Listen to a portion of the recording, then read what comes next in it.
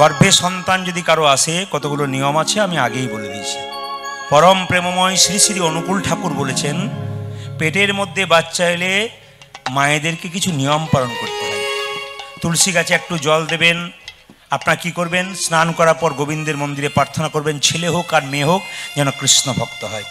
তাকান মায়েরা, মহাপুরুষের ছবির দিকে দেখে প্রণাম করতে হয় মেয়েদের পেটে বাচ্চা থাকলে। কেন? মনোবিজ্ঞানীরা বলছেন যে যদি কোনো মনোবিজ্ঞানীদের কথা বলছে, যদি পেটে বাচ্চা থাকাকালীন কোনো মহিলা মহাপুরুষকে প্রত্যেক দিন প্রণাম করে তাহলে তার কিছুটা ভাব তার শরীরে আসলেও আসতে পারে।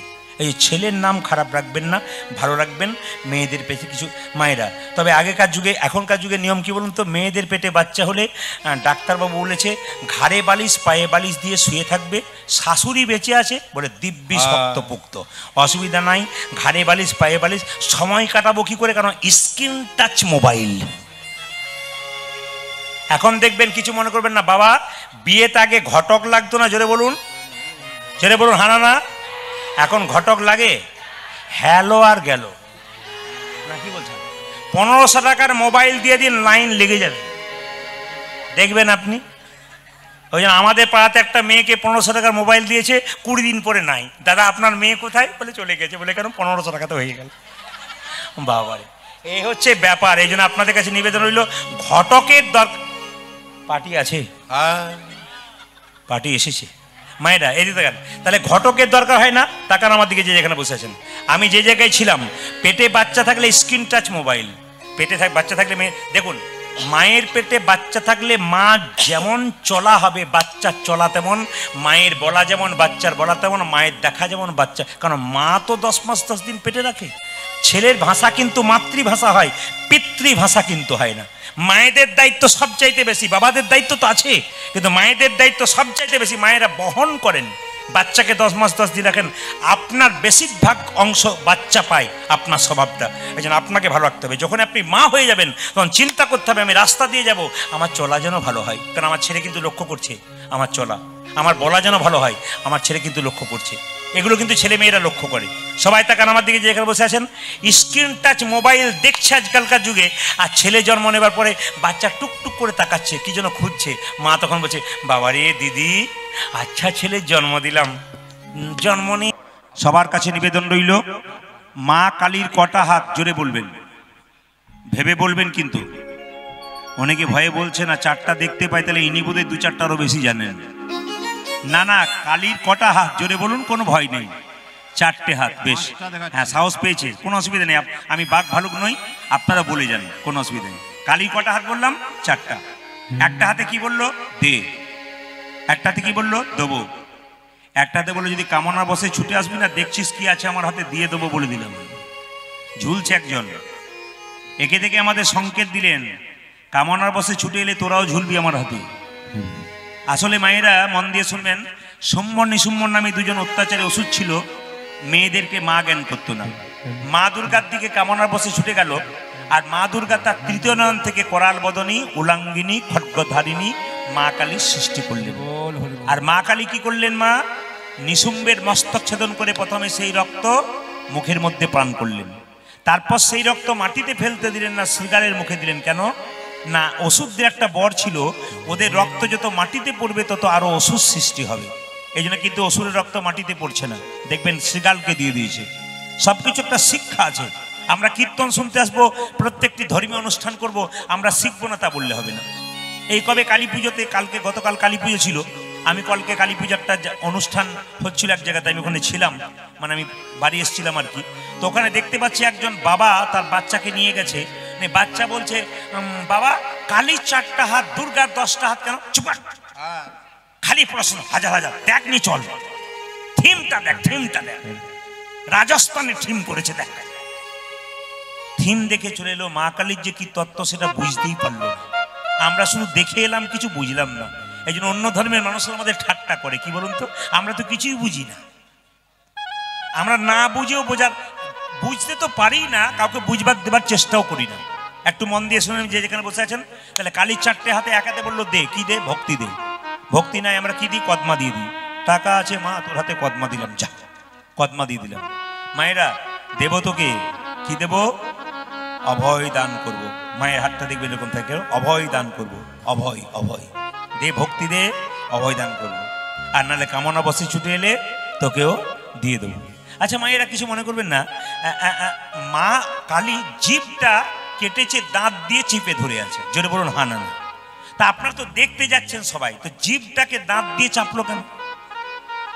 আপনাদের মনে প্রশ্ন এটা যে শিবের বুকে পা দিয়েছে লজ্জাতে না, ওটা তো গেল বাইরের দিক, ভেতরের তত্ত্বটা কি জানতে হবে।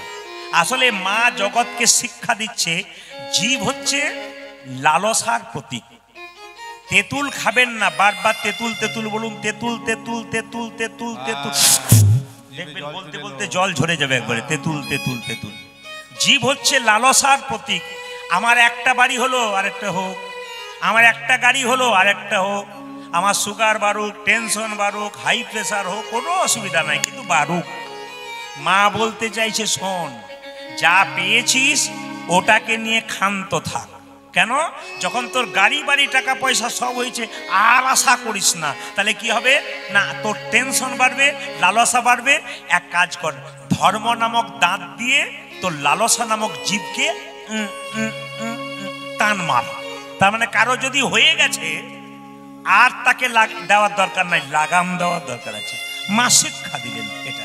আচ্ছা মায়েরা কিছু মনে করবেন না, বাবা শিবের বুকে মা কালী পা দিয়েছে, জোরে বলুন হা না না। একটু বলবেন তো, মা কালীর সঙ্গে বাবা শিবের কি সম্পর্ক? শ্বশুর না ভাসুর? ভাসুর। ভাসুর। কি বলুন, জোরে বলুন। স্বামী। স্বামী কি করলো? দুর্গা স্বামী তো শিব, তা কালীর কেন স্বামী হলো? হ্যাঁ, এই দিকে তাকাবেন। দুর্গার তৃতীয় নন থেকে মা কালীর যখন জন্ম হলো, তাহলে দুর্গা যে কালী আর একটা রূপ। মায়েরা, দুর্গা যে কালী, একটা কথা জেনে রাখবেন, আগে কিন্তু মা দুর্গার রং কিন্তু কালোই ছিল। ওই যে কৌশিকী অমাবস্যা, শরীরের কোষগুলোকে সব বর্জন করেছে, কৌশিকী অমাবস্যা, তখন থেকে কিন্তু মা সাদা হয়েছে, মানে মায়ের রংটা পরিষ্কার হয়েছে। এর একটা বড় তত্ত্ব আছে, আমরা কৌশিকী অমাবস্যার তত্ত্বতে দিয়ে দিয়েছি, আপনারা যারা শুনেছেন সবাই লক্ষ্য করবেন। মায়েরা, তো মা কালী আর মা দুর্গা এক। মা দুর্গা তৃতীয় নন থেকে জন্ম। এখন কথা হচ্ছে যে শিবের বুকে পা দিয়েছে, তা কিছু মনে করবেন না, শিব স্বামী। তাহলে এখন বলুন তো, এটা কেমন শিক্ষা? স্বামীর বুকে পা দেওয়া যায়? জোরে বলুন। আসলে মা দুর্গা যখন মানে পাগলিনী হয়ে গেছে, করাল বদনী, অন্যায়কারীর বিরুদ্ধে অত্যাচার করতে করতে যদি ভালো মানুষকে মেরে ফেলে, তখন বাবা শিব তার চরণ তলে শুয়ে দিয়েছে, কেন? ক্ষান্ত হও তুমি। কিন্তু মায়েরা, এই স্বামীর বুকে পা দেওয়া দেখে আমাদের এলাকাতে কীর্তনটি করার পর একজন মেয়ে আমাকে বলছে, দাদা, বলে কি স্বামীর বুকে পা দেওয়া যায়? বললাম, তোমার এত জানবার ইচ্ছা কেন? বলে, আমার মাঝে মাঝে ইচ্ছা হয়। তোমার ইচ্ছা কেন হয়? বলে, আমার স্বামী মদ খেয়ে যখন আমাকে মারধর করে, নিশ্চিত হয়ে শুয়ে পড়ে, আমার মনে হয় কিন্তু দিতে পারি না, আমার জানা ছিল না, এবার আমি দেবো। বললাম, কোনো টেনশন নাই, তুমি দিতে পারো, তবে তোমার স্বামীকে আগে হার্টের ডাক্তার দেখাবে, এটা কেমন আছে, তারপর দেবেন, হলে হরি বলো হয়ে যাবে। দেখুন, এখানে একটা ছোট্ট কথা বলে যাই, আপনারা মজা পেলেন, আনন্দে পেলেন। একটা কথা বলে যাই, মা কালী উলাঙ্গিনী, মায়ের শরীরে কাপড় নাই, কিন্তু এ দেখে অন্য ধর্মের মানুষরা বলে, এ তোমাদের কেমন পূজা গো, মায়ের শরীরে কাপড় নাই, উলঙ্গ মাকে পুজো করো। আপনারা কি বলবেন? চুপ করে থাকবেন না, চুপ করার কোনো দরকার নাই, উত্তর দেওয়ার পথ আছে। যদি সে জ্ঞানী হয় তাহলে বুঝতে পারবে। যেমন আমেরিকার দ্বিতীয় মহাসম্মেলনে বিবেকানন্দের পরে গিয়েছিলেন কে না, ডাক্তার মহানন্দ ব্রহ্মচারী। তো সেখানে একজন মহিলা, আজকে আপনাদের একটা শিক্ষা দিয়ে যায় লীলার মাধ্যমে। লীলাটি কি? ইউটিউবের মাধ্যমে আপনারা শুনছেন। শুধু আজকে আমি কয়েকটা শিক্ষা দেব। সেই শিক্ষাগুলো হচ্ছে, রাস পূর্ণিমা সম্পর্কে অনেকের অজ্ঞানতা আছে, সেগুলো একটু জানিয়ে দেবো। ভাতৃদ্বিতীয়া পরশু তারিখে বোধ হয় নাকি, 17 তারিখে। আপনারা কিভাবে কি করবেন, সমস্ত নিয়মাবলী, কেন ভাতৃদ্বিতীয়া হয়েছিল, সব কিছু কিন্তু একটু ক্লিয়ার করে আপনাদের ছোটো ছোটো করে বুঝিয়ে দেবো। আসুন, আজকে লীলার নাম হচ্ছে ভক্ত রঘুনন্দন। মায়েরা, আপনারা দেখবেন অগ্রদ্বীপের গোপীনাথ পাওয়া যায়, অগ্রদ্বীপের গোপীনাথ। আপনার শ্রীখণ্ডে যদি যান, তাহলে শ্রীখণ্ডে দেখবেন গোপীনাথের মূর্তি আছে। কোথায় বলুন তো? বর্ধমান জেলার শ্রীখণ্ড গ্রাম, ওখানে গোপীনাথের মূর্তি। কিন্তু সবচাইতে আশ্চর্যের ব্যাপার, সব মূর্তির হাতে দেখবেন আসল নাড়ু আছে, কিন্তু ওখানে গোপীনাথের মূর্তির হাতে অর্ধেকটা পাথরের নাড়ু আছে। এই মেদিনীপুর থেকে বহু ছেলে বহু মেয়ে আমাকে ফোন করে, দাদা কেউ বলে বাবা চলে এসেছি, কোথায়? শ্রীখণ্ডে। আপনি যেগুলো বললেন দর্শন করলাম, খুব ভালো লাগলো। মানে ওনারা শোনার পর একটু দর্শন করার জন্য ওনাকে ওখানে যায়। আপনারা যারা কীর্তন অনুরাগী বা শ্রোতা ভক্তবৃন্দ আছেন তাদের কাছে নিবেদন রইল, আপনারা মাঝে মাঝে তীর্থ ভ্রমণে যাবেন। গেলে কিন্তু বর্ধমান এমন কিছু দূর নয়, বর্ধমান জেলার শ্রীখণ্ড গ্রাম আপনারা যাবেন, কাটোয়া থেকে ট্রেন পাওয়া যায়, অসুবিধা নেই, খুব সামনেই। মায়েরা নবদ্বীপও খুব একটা দূর নয়। সবাই লক্ষ্য করুন, সেখানে দেখতে পাবেন গোপীনাথের হাতে অর্ধেকটা পাথরের নাড়ু। কেন? ছোট্ট রঘুনন্দন 5 বছর বয়সে গোপীনাথকে নাড়ু খাইয়েছিল। আজকে আপনারা কীর্তন শুনতে এসছেন, নিজের সংসারের ছেলেদের কিভাবে মঙ্গল হয় তাই আপনাদের একটু বলে দিয়ে যাব। এই কমিটির ছেলেরা একটু নাড়ু প্রসাদ আনবে, 2 কেজি আমি বাতাসা আনতে বলেছি। কীর্তনের শেষে ছোট্ট রঘুনন্দন গোপীনাথকে নাড়ু খাওয়াবে। সেই প্রসাদ কিন্তু আপনারা কীর্তনের পরে কাপড়ের কোণে বেঁধে নিয়ে যাবেন। মায়েরা, বাবারা কি করবেন? আপনারা বৈষ্ণবরা যারা আছেন তাই তো বলার নেই, তারা শুদ্ধ আচারে নিয়ে যান। দাদা ভাইয়েরা যারা আছেন পকেটের মধ্যে নিয়ে যাবেন। হ্যাঁ, এটা কি করবেন? বৃহস্পতিবার আপনার ছেলে খুব যদি চঞ্চল হয়, আপনার ছেলেকে কি করবেন? বৃহস্পতিবার স্নান করিয়ে তুলসী গাছে জল দিয়ে তুলসী পরিক্রমা করিয়ে একটা তুলসী পাতা দিয়ে ওই বাতাসাটা কপালে ঠেকিয়ে জয় গোপীনাথ 3 বার বলবেন। জয় গোপীনাথ, জয় গোপীনাথ, জয় গোপীনাথ নিয়ে মুখে দেবেন। 1 বছর দেবেন, দেখবেন আপনার বাচ্চা শান্ত হবে, ভক্ত হবে। শাস্ত্র বলছে, আমি বলি নাই। তাই আপনাদের কাছে নিবেদন রইল, আপনারা কি করবেন মায়েরা? এই বাতাসা প্রসাদ শেষে আপনারা নেবেন ভক্তি ভরে। একজন মা তার সন্তানের জন্য সারা জীবন নিজেকে দিতে পারে। আমি ওখানে দেখেছি একজন মা তার বাচ্চা হয়ে হয়ে মরে যাচ্ছিল, নিয়ে বাবা শিবের কাছে সে একটা প্রার্থনা করেছিল, বাবা তুমি তো পরম বৈষ্ণব, আমার ডান হাতটা আমি দিয়ে দিলাম তোমাকে, এই ডান হাতে আমি খাবো না, এই ডান হাতটা ব্যবহার করবো না, এই ডান হাতটা তোমার সেবাতে লাগাবো, বাঁ হাতে আমি খাবো। তা এখনো পর্যন্ত 90 বছর বয়স হয়ে গেছে, কিন্তু বাঁ হাতটাতেই খাই। ওকে যখন কেউ খেতে খেতে জিজ্ঞেস করে তুমি বাঁ হাতে খাচ্ছ কেন, ও আর খাবার খাবে না, কেউ টুকে দিয়েছে, চুপ করে যাবে। এই জন্য ওনাকে কেউ বলে না। তার মানে কি, একজন মা তার সন্তানের জন্য এত কিছু করতে পারে। একটুখানি প্রসাদ আপনারা নিয়ে যাবেন আপনার সন্তানের মঙ্গলের জন্য। প্রশ্ন করবেন, প্রদীপবাবু একটা বাতাসা পাবো, সেই বাতাসা আমার সারা বছর চলবে কি করে? আপনারা বৃহস্পতিবার দিন বাড়িতে 1 কেজি বাতাসা হরির লুট দিয়ে দেবেন। দেওয়ার পরে সেই বাতাসাটা একটা কৌটোতে ভরে দেবেন, আর এই বাতাসা ওখানে মিশিয়ে দেবেন। বাস, ওই বাতাসা 1 বছর ধরে আপনি খাওয়ান, কোনো অসুবিধা নেই। বাড়ির কোনো অসুস্থ ব্যক্তি একটু কষ্ট পাচ্ছে, তাদেরকে ওই বাতাসাটা দিন, কিছুটা কষ্ট তাদের রেহাই হবে গৌর গোবিন্দের কৃপায়। বাড়িতে অশান্তি থেকে অনেক সময় তুলসী গাছে একটু জল দিয়ে বাতাসাটা দিন, সবাই মিলে কৃষ্ণ প্রেমে মাতোয়ারা হয়ে যান, দেখবেন অশান্তি দূর হয়ে যাবে।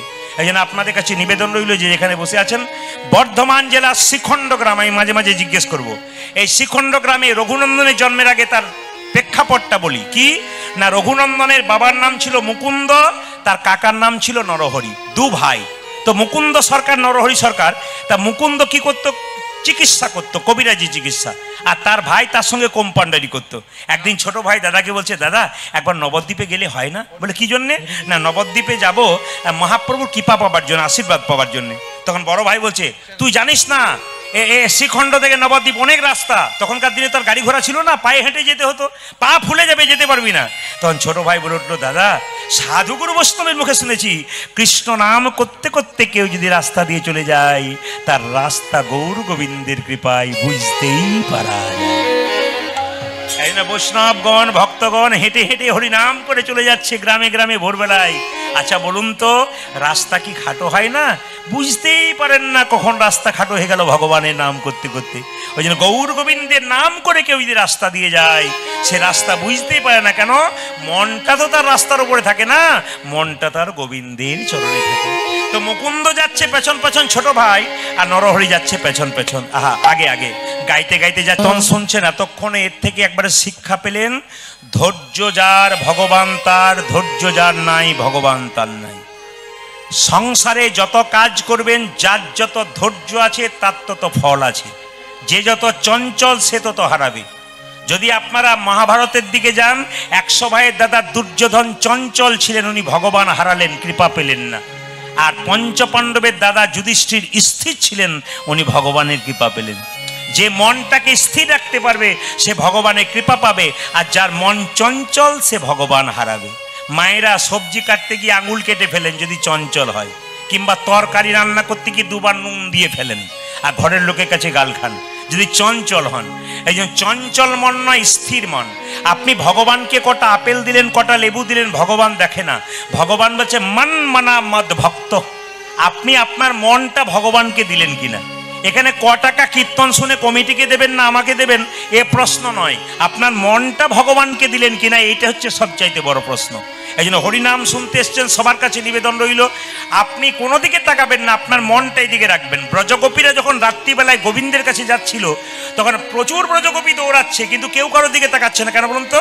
যেন দৌড় প্রতিযোগিতা চলছে, আগে কে কত তাড়াতাড়ি ভগবানের কাছে পৌঁছাতে পারে। এই জন্য আপনার মনটাকে অন্য কোথাও না দিয়ে আপনি এখানে দিন।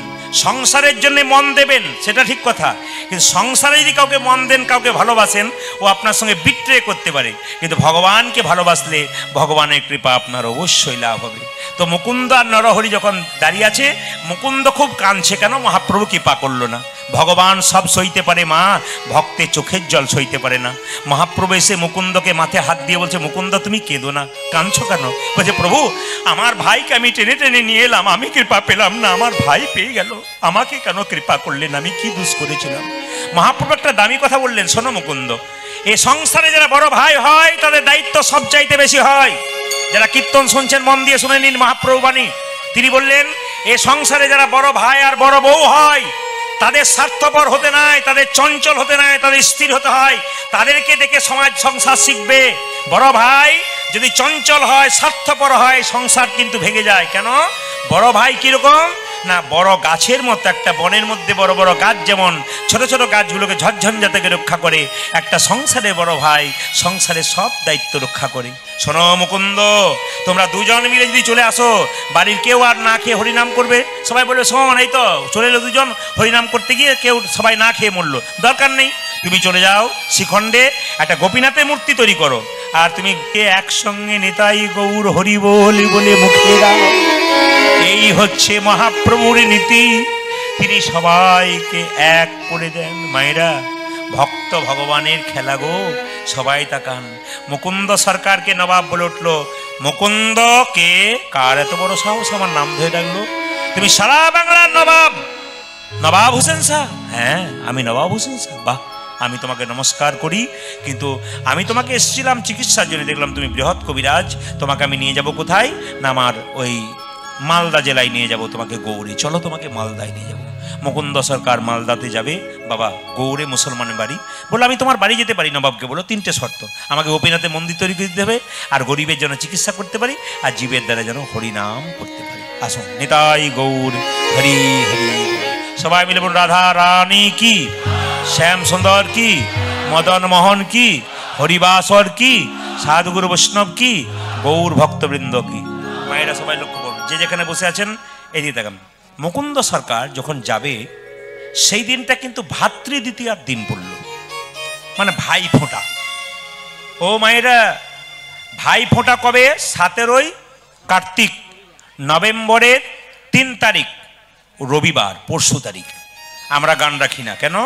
আমাদেরও বোন, আমাদেরও এদের ভাই বোন সবাই অপেক্ষা করে থাকে একটা ফোঁটা দেওয়ার জন্য। দেখুন, ভাই যদি থাকে, অথচ ভাই যদি ফোঁটার দিনে না আসে, অন্য বাড়ির ছেলে মেয়েরা সবাই দিচ্ছে ফোঁটা, সেই দিদি বা বোন যদি না দিতে পারে, তো ভাই যত না কষ্ট পায়, বোন বা দিদি কিন্তু তার চাইতে বেশি কষ্ট পায়। কেন বলুন তো? অনেকে দেখবেন দুটো মেয়ে তার বাবাকে কেঁদে কেঁদে বলে, বাবা আমার ভাই নাই কেন? ভাই থাকলে একটা ফোঁটা দিতে পারতাম। আরে পাশের বাড়ি ভাই করে নিবি না, নিজের হলে খুব ভালো হতো, ওরা যেমন দেয় আমি সেরকম দিতাম। আমি একটা কথা বলে যাই মায়েরা, যে যেখানে বসে আছেন, ভাতৃ দ্বিতীয়ার দিনে যার ভাই নাই, হয়নি, তারা ভাই ফোঁটার দিন আপনার যারা ভাই বানিয়েছেন, ডিফেন্সে যারা চাকরি করে, পুলিশে যারা চাকরি করে, তারা দেখবেন বিশেষ বিশেষ অনুষ্ঠানের দিনে বাড়ি যেতে পায় না। এদের জন্য আপনারা একটা করবেন কি, আমি দেখেছিলাম গতবার ডিফেন্সে যারা চাকরি করে, মেয়েরা সব লাইন দিয়ে দিয়ে দাঁড়িয়ে ওদেরকে ভাইফোঁটা দিয়েছিল, ওরা খুব আনন্দ পেয়েছিল। কেন? আমরা বাড়ি যেতে পারলাম না, আমাদের বোন কাঁদছে, কিন্তু আরেক বোন এসে জুটে গেছে যে আমাকে কপালে ফোঁটা দিতে পারছে। এই ভাতৃত্বের বন্ধন রাখুন। আমি আপনাদের বলতে চাই, এই ভাই ফোঁটার কিন্তু একটা তত্ত্ব আছে। কি বলুন তো? ভাই ফোঁটা কেন হয়েছিল? এই দিন যমরাজকে তার বোন, কি নাম জোরে বলুন, আরেকটু জোরে বলুন, যমুনা। এই দিন কিন্তু যমরাজকে যমুনা ফোঁটা দিয়েছিল। এক তত্ত্বটা কি না, ভগবান নরকাসুর নামক এক অসুরকে বধ করে যখন বাড়ি ফিরেছিল, সেই দিন সুভদ্রা প্রথম ভগবানের কপালে ভাই ফোঁটা দিয়েছিল। তখন থেকে কিন্তু ভাই ফোঁটা চালু হয়ে গেছে। ভাই ফোটার দিনে মায়েরা খুব মাথায় রাখবেন কতগুলো কথা। ভাই ফোটার দিনে, ভাই ফোটার দিনে আপনাকে জোগাড় করতে হবে কি, আপনারা সব জানেন, তবু বলে দিই। ভাই যখন ভাই ফোটা নেবে সবসময় মাথায় রাখবেন তাকে পূর্ব দিকে মুখ করে বসাতে হবে। এই কথাগুলো শুনে যান, আপনাদের জীবনে কাজে লেগে যাবে। শাস্ত্রীয় ব্যাখ্যা কি, পূর্ব দিকে মুখ করে ভাই যেন বসে। ভাই আর বোনের মাঝে একটা থালাতে কিছু জিনিস থাকবে, কাঁসার থালা, তার মধ্যে শিশির ভেজানো দুর্বা ঘাস, কিছু ধান, একটা ছাড়ানো নারকেল, কিছু কলা, আর থাকবে কি সুপারি থাকবে, আর থাকবে একটু চন্দনের ফোঁটা, আর মিষ্টি দই থাকবে। সবাই লক্ষ্য করুন মায়েরা, ওটা মাঝখানে থালাটা।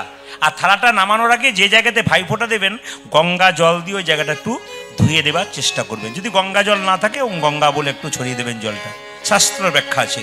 তো আপনাদের কাছে নিবেদন রইল, ভাইয়ের কপালে যখন ফোঁটাটা দেবেন তখন বলবেন, ভাইয়ের কপালে দিলাম ফোঁটা, জমের দুয়ারে পড়ল কাঁটা, যমুনা দেয় জমকে ফোঁটা, আমি দি আমার ভাইকে ফোঁটা। যমুনার ফোঁটা পেয়ে জম হয়েছিল কি কি চিরজীবী, আর আমার ভাইকে ফোঁটা দিয়ে আমার ভাই হোক কি না দীর্ঘজীবী। এ ব্যাখ্যা আপনারা জানেন, কিন্তু অন্য জায়গাতে ওই উলু উলু উলু দিয়ে দিলে বাস হয়ে গেল, সে বুঝতেই পারলো না। যখন আপনারা যখন দেবেন ভাই ফোঁটা, পাশ থেকে উলুধ্বনি দিতে হবে, একটু শঙ্খধ্বনি দিতে হবে। মায়েরা ঘাসটা মাথায় দেবেন আর ধানটা মাথায় দেবেন, একটু বিচার করে দিয়েছেন যে আমি যে ভাইয়ের মাথাতে ঘাসটা আর আমি ধানটা দেবো, তার মানে কি বোনের বড় বিশ্বাস কি, আমার ভাইয়ের মাথায় বা দাদার মাথায় যদি আমি ধান দিই, ধনবান লক্ষ্মীর প্রতীক, আমার ভাই যেন ধনবান হয়।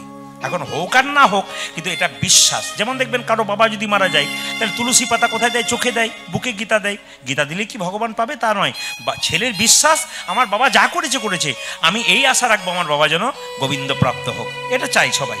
এবার লক্ষ্য কর মায়েরা, আর দুর্বাটা কেন দেবেন, এত জল ঝরেও দুর্বা ঘাস মরে না, সহজে সহজে মরে না, দীর্ঘজীবী হয়। তাই দুর্বাটা মাথাতে দিয়ে আমরা এই প্রার্থনা করি যে তুমি যেন দুর্বা ঘাসের মতো দীর্ঘজীবী হও। মায়েরা, ভাই ফোঁটাটা হচ্ছে একটা মধুর সম্পর্ক, ভ্রাতৃত্বের বোধ। এই যে দেখেন, ভাই বোনের একটা সুন্দর পবিত্র উৎসব, এখানে ভাই বোন দুজনের মধ্যে একটা পবিত্র উৎসব, এটা মধুর সম্পর্কটাকে চিরকাল গড়ে দেবার এই একটা উৎসব। একটা কথা আপনারা শুনে নিন, যে যেখানে বসে আছেন, ভাই ফোঁটার দিনে মাথায় রাখবেন যে যেখানে বসে আছে দিন। আর আমাদের ছেলেরা একাদশী দিনে কিছু খেতে পায়, ফলমূল রাখতে পারবে না, কে বলেছে? অভ্যাসটা করান না, দেখবেন ছেলে আপনার কৃষ্ণ ভক্ত হবে, উল্টো পাল্টা পথে যাবে না, আপনার সমাজ সংসার ভালো হবে, আপনি শান্তিতে মরতে পারবেন যে আমার ছেলেকে বিবেকবান তৈরি করেছি, কৃষ্ণ ভক্ত। বসে আছেন ভক্তি ভরে, সবচাইতে খারাপ জিনিস ভেতরে অহংকার। কিসের অহংকার করছেন? বাড়িতে দামি দামি কাপড় কিনেছেন, শেষে যখন যাবেন কাপড় কি পাবেন? একটি সাদা কাপড় দোকান থেকে কিনতে হবে, মার্কিন। মায়েরা, শেষে আপনি কি খাবার খাবেন? এত খাবার খেলেন, একটু জল মুখে দেবে, সেই জলটা মুখ থেকে বেরিয়ে আসবে। এত খাচ্ছেন, কি খাবেন? একবার বিচার করবেন কথাটা সত্যি কিনা। শেষে জল বেরোবে না, জলটা মুখ থেকে বেরিয়ে চলে আসবে। আজকের দিনের কথা ভাবলে হবে না, আমার শরীর শক্ত আছে আমি পাচ্ছি না, এ হবেই। আবার দেখুন, এই দিকে তাকান, শেষ কি, শেষ কথা কি আপনার জীবনে? ঈশ্বর ছাড়া কোনো পথ নাই। দেখবেন, এই দিকে তাকান, মাতাল মদ খেয়ে আর মানুষ মৃত্যুর সময় সত্যি কথা বলে দেয়। পাক্কা মাতাল যারা হয় তারা বলতে পারে না, কিন্তু একবার যদি কেউ মদ খেয়ে নেয় না, ভেতরে যত সত্যি কথা আছে সব বলে দেবে। আর মৃত্যুর সময় দেখবেন, যে যেখানে পয়সা রেখেছে, খোকন বিলাসের কাছে 5,000 টাকা পাবো, বলি নাই, নিয়ে নিস, মানে বলবেই ওটা রেখে। তবে আপনাদের এখানে ভালো জিনিস পেলাম কি, আপনাদের মেদিনীপুরের এই অর্জুনীতে এলাম, কোনো মাতাল নাই না। আপনাদের হাসি দেখেই বুঝেছি পার্টি আছে। আর পার্টিদেরকে কিছু দেবো বলেই সব হাততালি দিচ্ছে, দেন দেন দেন। কিছু মনে করবেন না, পার্টিকে কিছু দিতে হবে না, অসুবিধা আছে। এইদিকে তাকান, এইদিকে তাকান। আমি একটা কথা বলে যাই, যে মদ খায় তাকে বলবো আস্তে, মদ খেতে খেতে যেন তার ছেলেটার মুখটা মনে পড়ে খায়। কেন? আমি খাবো, আমার ছেলেও সেও ছাড়বে না। আজকে তুমি রক্ত গরমে খেয়ে নিচ্ছ, বাচ্চাটা দেখছে রাত্রিবেলায় মাকে অত্যাচার করছে, ও শেষে বলবে দাঁড়া বড় হতে যা তোর ঠ্যাঙা ভাঙবো আমি। মানে বড় হয়েও যখন খাবে ওকে বলতে পারবে না খাস না, বলে চুপ করো। চালন হয়ে আবার ছোটকে শিক্ষা দিচ্ছে, তোমার হাজারটা ছেঁদা আবার আমাকে শিক্ষা দিচ্ছে বলবেই। যারা মদ খায় মদ তাদেরকে খায়। তবে একটা কথা বলি, মদ যারা খায় তাদের একটা স্বভাব ভালো, কি বলুন তো? দেখবেন আলু পেঁয়াজের দাম বেড়েছে বলে ধর্মঘট চলছে, মদের দাম এত বাড়ছে, কোনো ধর্মঘট না, কিচ্ছু। আবার দেখবেন করোনার সময় লোক ঘর থেকে বেরোতে পারছে না, পার্টি দেখুন লাইন দিয়ে দাঁড়িয়ে আছে। আমাদের এলাকাতে তো প্রচুর, আমরা মাস্ক নিয়ে যাচ্ছি, দাদা আজকের দিনেও কিচ্ছু হবে না, আপনারা মাস্ক নেন, আমাদের কিচ্ছু হবে না। মানে পার্টির কি জোর। তবে কিছু মনে করবেন না, আপনারা যে বলে নাই তা বললে হবে না। আমি যখন আপনাদের অর্জুনি আসছিলাম, টোল ট্যাক্সটা পেরোলাম, এখানকার ছেলেরা ফোন করলো টোল ট্যাক্স পেরোলেই ফোন করবেন। আমি বুঝতে পারিনি কোন টোল ট্যাক্স, এখন দেবরার ভেতরে ঢুকে গেছি, আবার ঘুরিয়ে ছেলেটি নিয়ে এলো আমাকে। তো আমি যখন অর্জুনি মানে ঢুকতে যাব, তার আগে টোল ট্যাক্সের কাছে একজন বললো আপনি প্রদীপবাবু না? আমি তখন বললাম বাড়ি কোথায়? আমার গ্রামেই তো গান, আমি অর্জুনিতে গান। মানে আমি শুধু শুধু বললাম না, যিনি বলেছেন তিনি এসেছেন, নমস্কার আপনাকে। ওনার জন্য কিছু না, অপমান করবো না, কিছু মনে করবেন না। এখন উনি এসেছেন গান শুনতে, হাত ইশারা করে দিয়েছে আমি এসেছি আর কি। উনি বলছেন আমার তো অর্জুনিতেই বাড়ি, আপনি কি সারাদিন ডুবে থাকেন? এই কালী পুজোতে খাবো না, কালী পুজো খাবো না, কোন দিন খাবো? না না খান, কোনো অসুবিধা নেই, খান। বলছে আমি প্রতিদিন এক গ্লাস ছাড়া আমার হয় না। আমার বেশ ঠিক আছে, আমার ভাই আমাকে ছেড়ে দাও, আমাকে যেতে হবে, কারণ ছেলেরা ফোন করছে ওখানকার, আর দেরি হয়ে গেছে, টিফিন করতে, একটু খাবার খেতে হবে, শুতে হবে, রাত্রি জায়গা আছে। তখন বলে আপনাকে একটা কবিতা বলতেই হবে। আমাকে বলছে আমার কীর্তনে কবিতা শুনবে, এখানে নয়। বলছে না আপনি কবিতা বলেন না বলেন, আমার 2 লাইন শুনতে হবে। আমি ড্রাইভারকে বললাম ভাই গাড়ি থামাও, 2 লাইন কবিতা শুনি। ও তখন বলছে আমাকে দাদা বলবো? আমি বলুন। বলে মেদিনীপুরে এমন পার্টি আছে? বলে হ্যাঁ। কি? আপেলে পোকা দুধে জল, বিড়িতে শক্তি আর মদে বল। বাবারে কি কবিতা রে বাপ। তবে আপনারা যেভাবে এঁটে সেটে বসছেন, আমি আজ সিদ্ধান্ত নিচ্ছি 3টে পর্যন্ত কীর্তন করবো। রাজি আছেন? না না হাত তালি হবে না, 3টে মানে ভোর 3টে বলে নেই, 3 ঘন্টার কথা বলেছি। ঘড়ির দিকে তাকানো প্রায় হতে চলেছে আর কি। কারণ আমাদের যিনি কমিটির ছেলেরা আছে না, বিশিষ্ট ভদ্র, বলল দাদা বেশি খাইয়ে লাভ নেই, বদ হজম হয়ে যাবে, কিছুটা রেখে দেবেন। ওই জন্য বললাম কিছু রেখেই দেবো, আর 5 মিনিট পরে শেষ করে দেবো। আচ্ছা বেশ ঠিক আছে ঠিক আছে। মায়েরা ও বলছে কি দেখুন, বলছে আপেলে পোকা দুধে জল, বিড়িতে শক্তি মদে বল। আমার বাবারে দাদা কি কবিতা। আমাকে বলছে আপনাকে 1 লাইন বলতে হবে। আমার না আমি কবিতা জানি না। বলছে না না বললে ছাড়বো না। এ বলছে দাদা একটু বলে দিন, যা হবে হবে। আমার শোনো তুমি কি খাও? বলছে জেডি। আমার খাবে জেডি, ফুলবে বডি, শ্মশান তোমার জন্য রেডি। কিছু মনে করবেন না, আপনাকে বলিনি, আপনার হয়ে বললাম আর কি। মানে যে পার্টিগুলো খাই তাদেরকে বললাম আর কি, কিছু মনে করেন না। আবার মায়েদের কি খুশি, আচ্ছা বলেছেন আপনি। কিন্তু আমি তো বললাম যেগুলো পার্টি আছে সকালবেলায় বলবে এনাকে আর যদি কোনো বছর আনিস আমার কাছে চাঁদা নিবি না। রাধা রানী কি, শ্যাম সুন্দর কি, মদন মোহন কি, হরিবাসর কি। আমি আপনাদের বলতে চাই অহংকার করবেন না। কিসের অহংকার? আপনি কি জন্ম পেয়েছেন? জন্ম একজন আপনাকে দিয়েছে, আপনার মা। আপনার নামটা কি আপনি রেখেছেন? না, আপনার মা বাবা রেখেছে। আপনি কি পড়াশোনা করেছেন? না গো, আপনাকে একজন পড়িয়েছে। আপনি কি চাকরি পেয়েছেন? আপনাকে একজন দিয়েছে।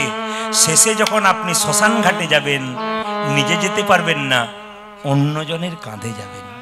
সব যদি অন্যের হয় তাহলে আপনার বলতে কি অহংকার করে কি লাভ আছে?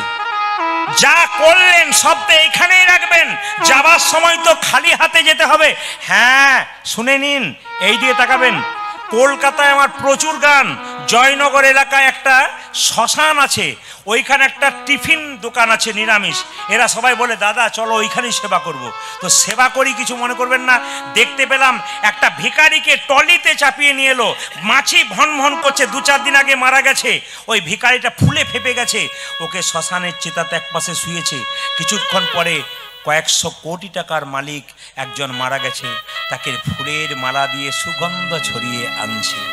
দুজনকে শ্মশানের চিতাতে যখন শুয়ে দিয়েছে পাশাপাশি, তখন ভিখারি লোকটা বলছে, বাবু ইতিপূর্বে যতবার তোমার বাড়ি গেছি আমাকে তো কথা বলো নাই, দূর দূর করে দাঁড়িয়ে দিয়েছো।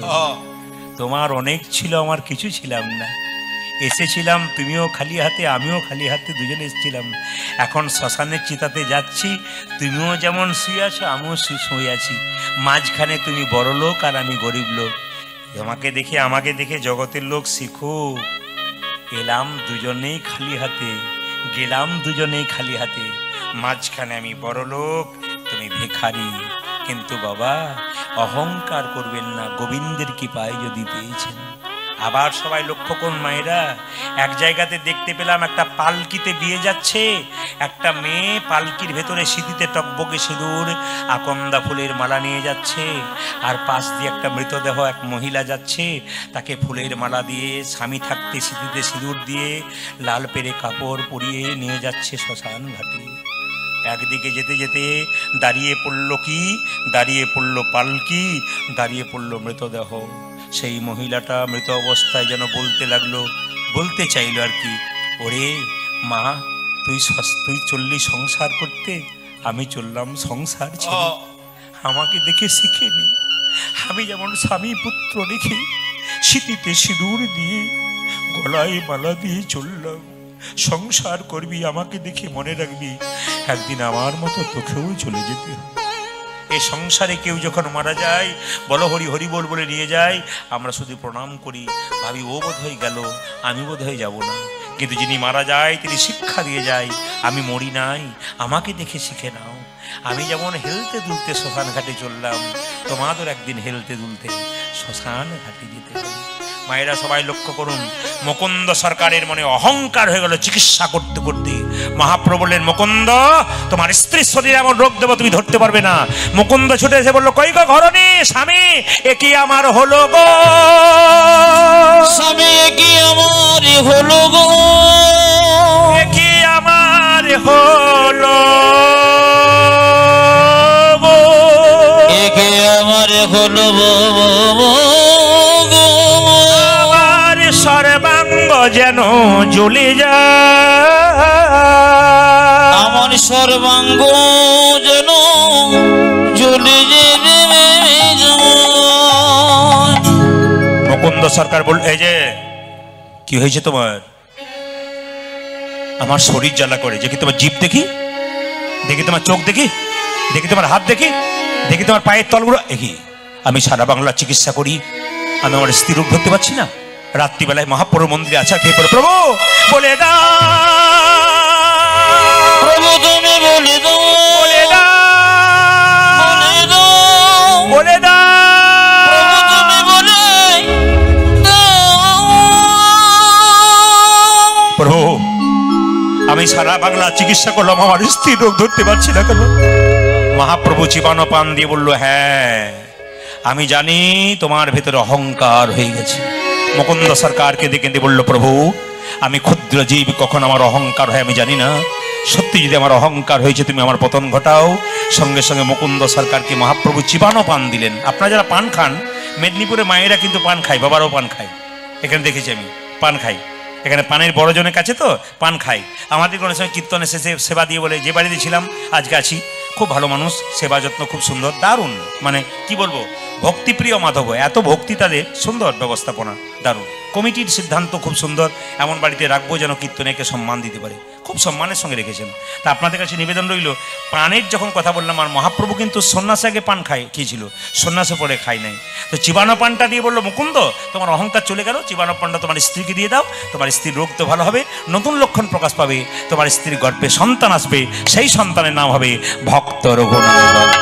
মুকুন্দ সরকার কি করলো, চিবানো পানটা নিয়ে যাচ্ছে আর গাইছে, যশোদার দুলাল বজের রাখাল বৃন্দাবন মন যশোদার দুলাল ব্রজের রাখাল বৃন্দাবন মন হারি, যশোদার দুলাল বজের রাখাল বৃন্দাবন মন হারি। ও তুমি যশোদা রতনা ব্রজের রাখাল বৃন্দাবন ধন আরে গোপী জানা বল্লভ রাধিকা রামা গোপী জন বল্লভ রাধিকা রমণ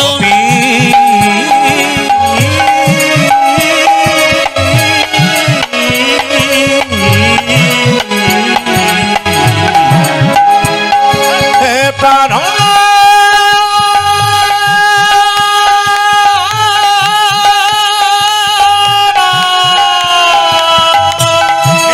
গৌর হরি বল।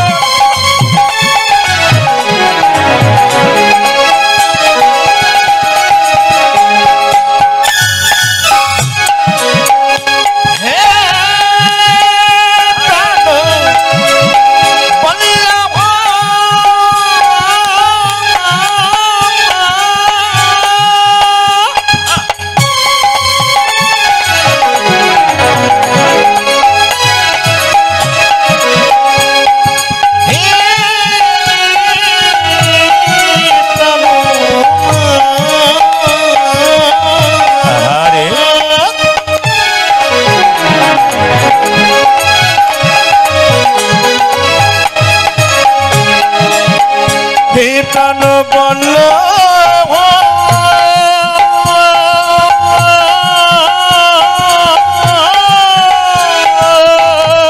ধ্বনি উলধ্বনি উলধ্বনি উলধ্বনি সবাই মিলে উলধ্বনি ভক্তি করে নিতাই গৌর হরি বল।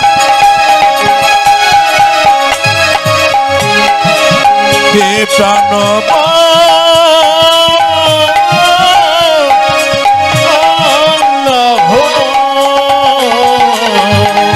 গোপী জন বল্লভ রাধিকা রমণ গোপী জন বল্লভ রাধিকা রামা গোপী জন বল্লভ রাধিকা রমণ গোপী জন বল্লভ রাধিকা ও রামা তুমি গোপী জন বল্লভ রাধিকা রমণ চিত্ত বিত্ত মনোহরি বৃন্দাবন মনোহরি হরি বল। যশোদার দোলাল ব্রজের রাখাল বৃন্দাবন মনোহরি ও তুমি যশোদা রতনা ব্রজের রাখাল বৃন্দাবন ধন আরে। জীবাণু পান্টি তার স্ত্রীকে দিয়েছে, তার স্ত্রীর গর্ভে সন্তান এসেছে। মায়েরা মায়েরা সবাই লক্ষ্য করো, মুকুন্দ সরকারের সন্তানটি 10 মাস 10 দিন হয়ে গেল, আর সরস্বতী পুজোর দিনে কিন্তু সন্তানটি ভূমিষ্ঠ হলো। কি পুজোর দিনে যেটা বলুন? সরস্বতী পুজোর দিনে। সবাই মাথায় কাপড়টা নিন, রঘুনন্দনের জন্ম হচ্ছে। আহা হেন কালে জনমিল শির রঘুনন্দন ধ্বনি কালে জনমিল শ্রী রঘুনন্দন হেন কালে জনমিল শির রঘুনন্দন কালে জনমিল শির রঘুনন্দন ওই যে মুকুন্দ দাসেরই তাহা আনন্দিত উজাজি মুকুন্দ নাথে দেখায় আনন্দিত মন ওই যে মুকুন্দ দাসেরই তাহা আনন্দিত আজ মুকুন্দ দাসরিত হয় আনন্দিত ও মায়েরা, কি পুজোর দিনে হলো? মুকুন্দ সরকার সরস্বতী পুজো করছে, একটা মেয়ে বলছে ও কবিরাজ তোমার ছেলে হয়েছে। আরে ছেলে আনন্দ ধরে না, আনন্দ ধরে না আনন্দ ধরে না, আনন্দ ধরি না মুকুন্দ দাসের মনে আনন্দ ধরে না। মুকুন্দ দাসের মনে আনন্দ ধরে না। আচ্ছা, ছেলে হলে বেশি আনন্দ না মেয়ে হলে বেশি আনন্দ? মেয়ে মেয়ে মানে আমার দলের লোক কিন্তু। আর ছেলে, আর যাদের ছেলে হয়েছে তারা চুপ করে আছে, বলার দরকার নয়, ছেলে দিয়ে বেশি গন্ডগোল করছে। না না শুনুন, আমারও তো দুটি কন্যা, আমি একটু দল ভারী দেখি যে আমার কোন দিকে ভাগ বেশি আছে। আমার একটি কন্যার পর যখন দুটি কন্যা হলো তখন আমার বাবা বলল শান্তি পেলি তুই। এমন কেন? বলে তুই আমার একটা ছেলে, আমরা এক ভাই এক বোন, তুই আমার একটা ছেলে আমার একটা মেয়ে, এই তুই কীর্তন করতে চলে যা, সারা জীবন সংসারে থাকতে থাকতে আমার আর গয়া কাশী বৃন্দাবন হলো না, তোর সংসার দেখতে দেখতেই রয়ে গেলাম।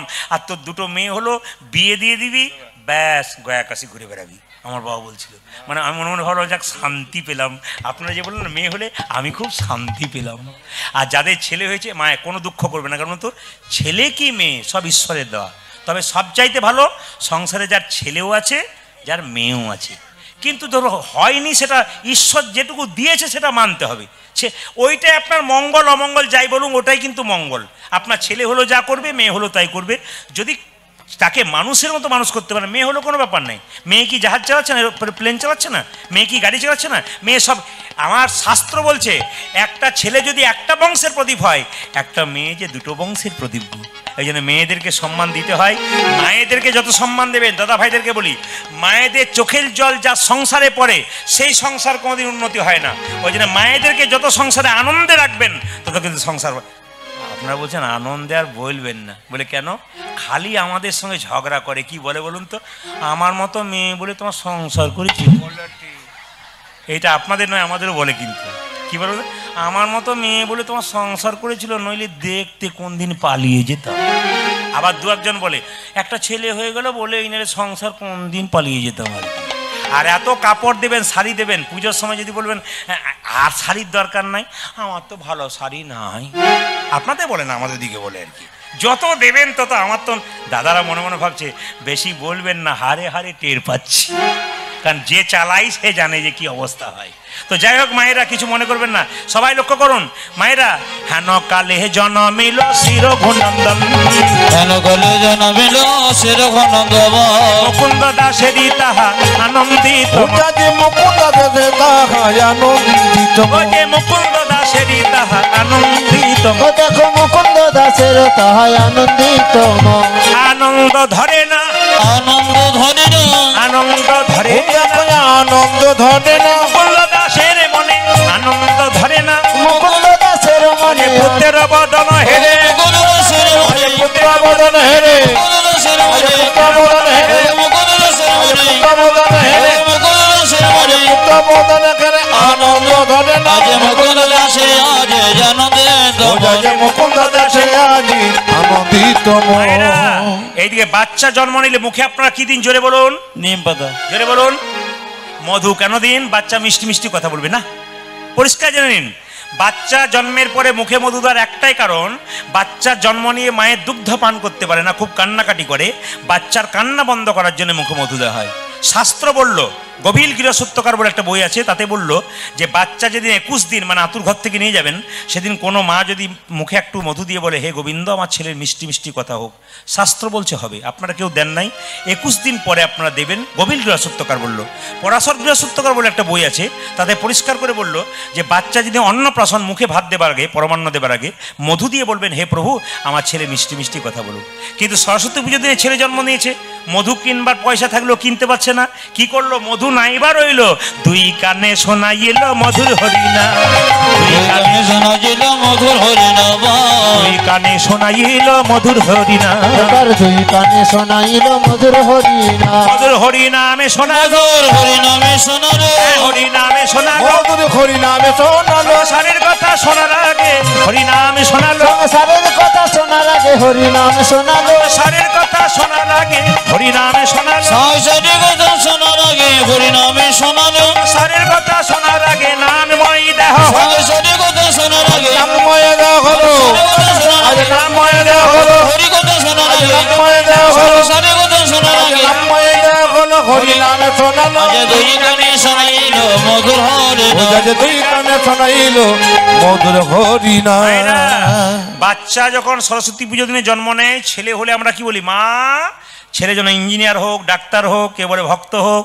আর ইনি কি চাইলেন? আশীর্বাদে করো মা, আশীর্বাদে করো মা, আশীর্বাদে করো মা, আমায় আশীর্বাদে করো মা, যেন ভাগবতী পড়তে পারে, আশীর্বাদে করো যেন মা, ভাগবতে মরতে পারে, আশীর্বাদে করো মা, যেন সংকীর্তন গাইতে পারে, আশীর্বাদে করো যেন মা, সংকীর্তন গাইতে পারে, আশীর্বাদে করো মা, যেন সংকীর্তন গাইতে পারে, হরি হরি হরি যেন ভাগবতে মরতে পারে, হরি হরি হরি নাম বলে, সংকীর্তন গাইতে পারে, হরি হরি হরি যেন বলে, ভাগবতে মরতে পারে, হরি হরি হরি নাম বলে, সংকীর্তন গাইতে পারে। হরি হরি হরি বলে, আহা, আশীর্বাদে করো মা। ওগো দুই কানে শোনাইল মধুর হরিনাম। যে তুই কানে শোনাইল মধুর হরিনাম। আচ্ছা মায়েরা, ছেলে একটা নাম রাখতে হবে তো নাকি?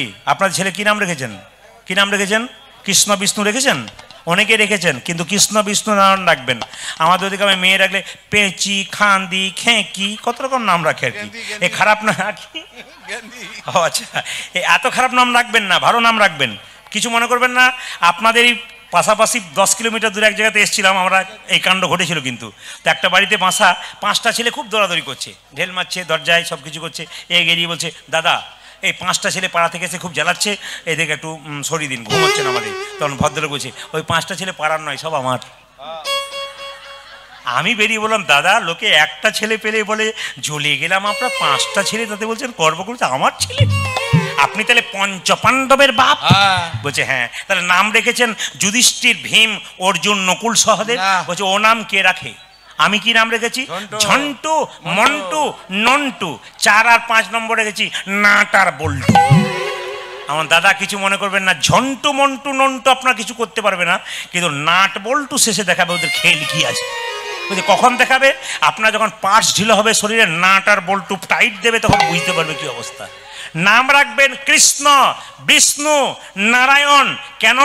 অজামিল মারা গিয়েছিল।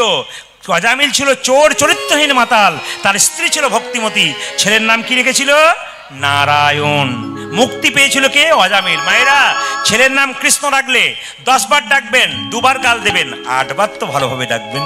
সংসারে কৃষ্ণ বলে ডাকা হয় না। ছেলের নাম যদি কৃষ্ণ হয়, বিষ্ণু হয়, নারায়ণ হয়, অনেকে বলবো আগেকার যুগের নাম, তা বললে হবে না, ওই নাম রাখলে কিন্তু লাভ আছে। সবাই লক্ষ্য করুন, যে ছেলেটি জন্ম নিল উনি কামদেব মদন। রঘুনন্দনটাকে পূর্বজন্মের তত্ত্ব বলছে কামদেব মদন। কামদেব মদনে 5টা বাণ ছিল। ভগবানকে মারতে গেল, ভগবান বলল, কামদেব আমার দেওয়া বাণ তুই আমাকে মারলি, তোকে অভিশাপ দিলাম, তোর মর্ত করে জন্ম হোক। কামদেব মদন কেঁদে কেঁদে বলল, প্রভু অভিশাপ যদি দিলে আমার মর্ত করে জন্ম হোক, আশীর্বাদ দাও যেন তোমার চরণ লাভ করতে পারি। ভগবান বলল, রে কামদেব, তুই যাবি কি শ্রীখণ্ডে রঘুনন্দন রূপে, আর আমি গোপীনাথ রূপে যাব। একদিন তোর হাতে আমি নাড়ু প্রসাদ গ্রহণ করব। পণ্ডিত বলেন, আহা ব্রজের অনঙ্গ ধরিয়া অঙ্গ, আমার ব্রজের অনঙ্গ ধরিয়া অঙ্গ, অনঙ্গ ধরিয়া অঙ্গ, ব্রজের অনঙ্গ ধরিয়া অঙ্গ, রে আওলা গৌর, আমার গৌরী আমন গৌর সঙ্গ, রে আওলা গৌর সঙ্গ, হইনা গৌরে আওলা গৌর সঙ্গ, ভকতি ভূষণ ভকতবে, ভকত ভূষণ ভকতবে, ভকতি ভূষণ ভকতবে, ভকতি ভূষণ ভকতবে, লীলায় মহিলা আপনবে, লীলায় মহিলা আপনবে, লীলায় মহিলা আপনবে, লীলায় মহিলা আপনবে, সোনারে নপরেরা তুলপা, আমার সোনার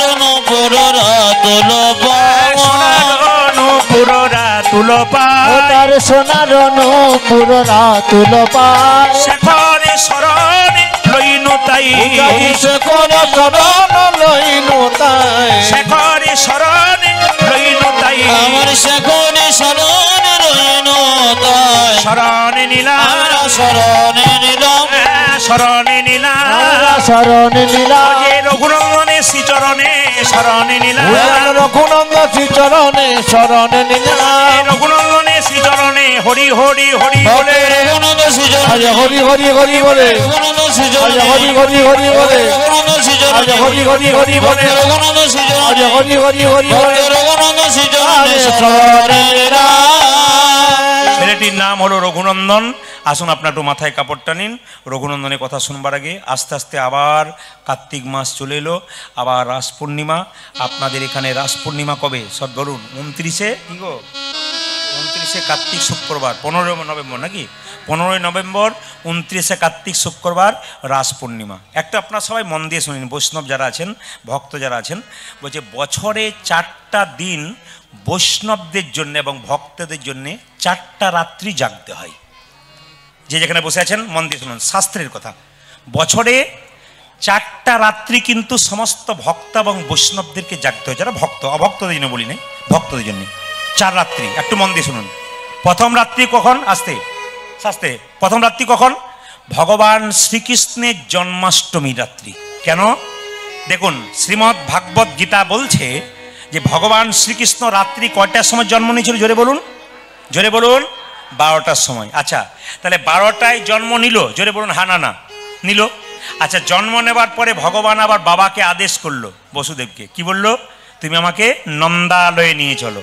যখন নন্দালয়ে নিয়ে গেল তখন সকাল হয়ে গেল, আর যখন নন্দালয়ে গেল তখন জয় কানায়া লাল কি হাতি ঘোড়া পালকি, তার মানে কি আনন্দ উৎসব শুরু হয়ে গেল। তাহলে ভগবান ঘুমাচ্ছে কখন? তাহলে যিনি জগতের পিতা, আমাদের বাপ যিনি, তিনি যদি জেগে থাকেন, ছেলে হয়ে আমরা জাগতে পারবো না কেন? তবে হ্যাঁ, অসুস্থ ব্যক্তিদের জন্য নয়, কিন্তু সুস্থ ব্যক্তিদের জন্য বলা হলো। যিনি অসুস্থ ব্যক্তি তিনি জাগবেন কি করে? যিনি খুব বাচ্চা তিনি জাগবেন কি করে? সুস্থ এবং সমর্থবানদের জন্য বলা হলো যে জন্মাষ্টমীর দিনে যদি কেউ সারা রাত্রি না পারে, অন্তত রাত্রি 12টা পর্যন্ত জাগরণ উচিত। সেই সময় কিন্তু 12টার সময় জপ করা উচিত, শাস্ত্র বলছে। ওই 4টা রাত্রিতে 12টায় জপ করা উচিত। আমি একটু বুঝিয়ে দেবো আপনাদের। এবার লক্ষ্য করুন, একটা দিন কোন দিন জাগবেন? একটা দিন হচ্ছে, এদিকে তাকান, একটা দিন কোন দিন? একটা দিন হচ্ছে গতকাল চলে গেল দীপাবলির দিন। কেন? আপনারা যে দামোদর মাস পালন করছেন, দামোদর মানে কি?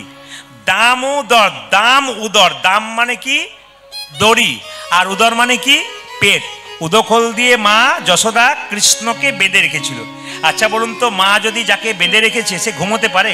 আপনাকে বেঁধে রাখলে আপনি ঘুমোতে পারবেন? তাই ভগবানকে বেঁধে রেখেছে বলে দীপাবলির দিনে কিন্তু ভগবানকে বেঁধেছিল। এই জন্যে দীপাবলির দিনটা কিন্তু খুব গুরুত্বপূর্ণ দিন। ওই দিন মা যশোদা, মানে গতকালকে বেঁধে দিয়েছে কিন্তু মা যশোদা, সবাই লক্ষ্য করুন, উদখোল দিয়ে। এই জন্যে গতকালকে রাত্রিটা জাগতে হয়। অনেকে জেগেওছে, কালকে কালী পুজো ছিল না, কালকে জেগেছেন, এটা আপনাদের হয়ে গেছে। তৃতীয় হচ্ছে একাদশীর দিন জাগতে হয়। কেন? দেখুন, ব্রহ্মবৈবর্ত পুরাণ অনুযায়ী, তাকাবেন, শাস্ত্র একবার নির্দেশ করে দিচ্ছি। ব্রহ্মবৈবর্ত পুরাণ অনুযায়ী ভগবান শ্রীকৃষ্ণের সঙ্গে রাধারানীর বিয়ে হয়েছিল বৃন্দাবনে ভান্ডির বনে। সবাই শুনে নিন, ব্রহ্মবৈবর্ত পুরাণ অনুযায়ী ভগবান শ্রীকৃষ্ণের সঙ্গে রাধারানীর বিয়ে হয়েছিল বৃন্দাবনে ভান্ডির বনে। এবং কার কাছে, কাকে সাক্ষী রেখে? না, ব্রহ্মাকে সাক্ষী রেখে। এ হচ্ছে ভান্ডির বনে, বৃন্দাবনে বিয়ে হয়েছিল ভগবান শ্রীকৃষ্ণের সঙ্গে। এই জন্যে সেই রাত্রিটা জাগার দিন। আর একটা হচ্ছে, সেই দিনই কিন্তু ভগবান শ্রীকৃষ্ণ নারায়ণ রূপে, শিলা রূপে তুলসী দেবীর সঙ্গে একাদশী দিনে বিয়ে হয়েছিল, তুলসী দেবীর সঙ্গে। এই জন্যে এটা হচ্ছে ভগবানের বিবাহ দিন, শুধু একাদশী নয়, ভগবানের বিবাহ দিন। এই দিন একটু জাগতে হয়, সবাই মাথায় রাখবেন, এদিন একদিন জাগতে হয়। আর তৃতীয় হচ্ছে কোনটা বলুন তো? কটা বললাম? কটা বলা হয়ে গেল? 3টে হয়ে গেল। এবার 4 নম্বর কোনটা? রাস পূর্ণিমার দিন। এই দিন ভগবান শ্রীকৃষ্ণ ব্রজগোপীদের সঙ্গে নৃত্য করেন। ভগবান সেদিন কি করেছিল? রাস উৎসব করেছিল। কি? মহারাস করেছিল। রাস কাকে বলে? আত্মা এবং পরমাত্মার মিলনের নাম হচ্ছে রাস। আত্মা হলো ভগবান, আর পরমাত্মা হলো, পরমাত্মা হলো ভগবান, আত্মা হলো জীব। জীব এবং ভগবানের সঙ্গে যে মিলন, এটা হচ্ছে রাস। শুধু তাই নয় মায়েরা, জীবাত্মা এবং পরমাত্মার সঙ্গে মিলন হচ্ছে। আর একটা কি? 12টা রস এক জায়গায় সম্মিলিত হলে সেটাকে বলা হয় রাস। এই জন্য এই রাস পূর্ণিমা কিন্তু খুব বিখ্যাত।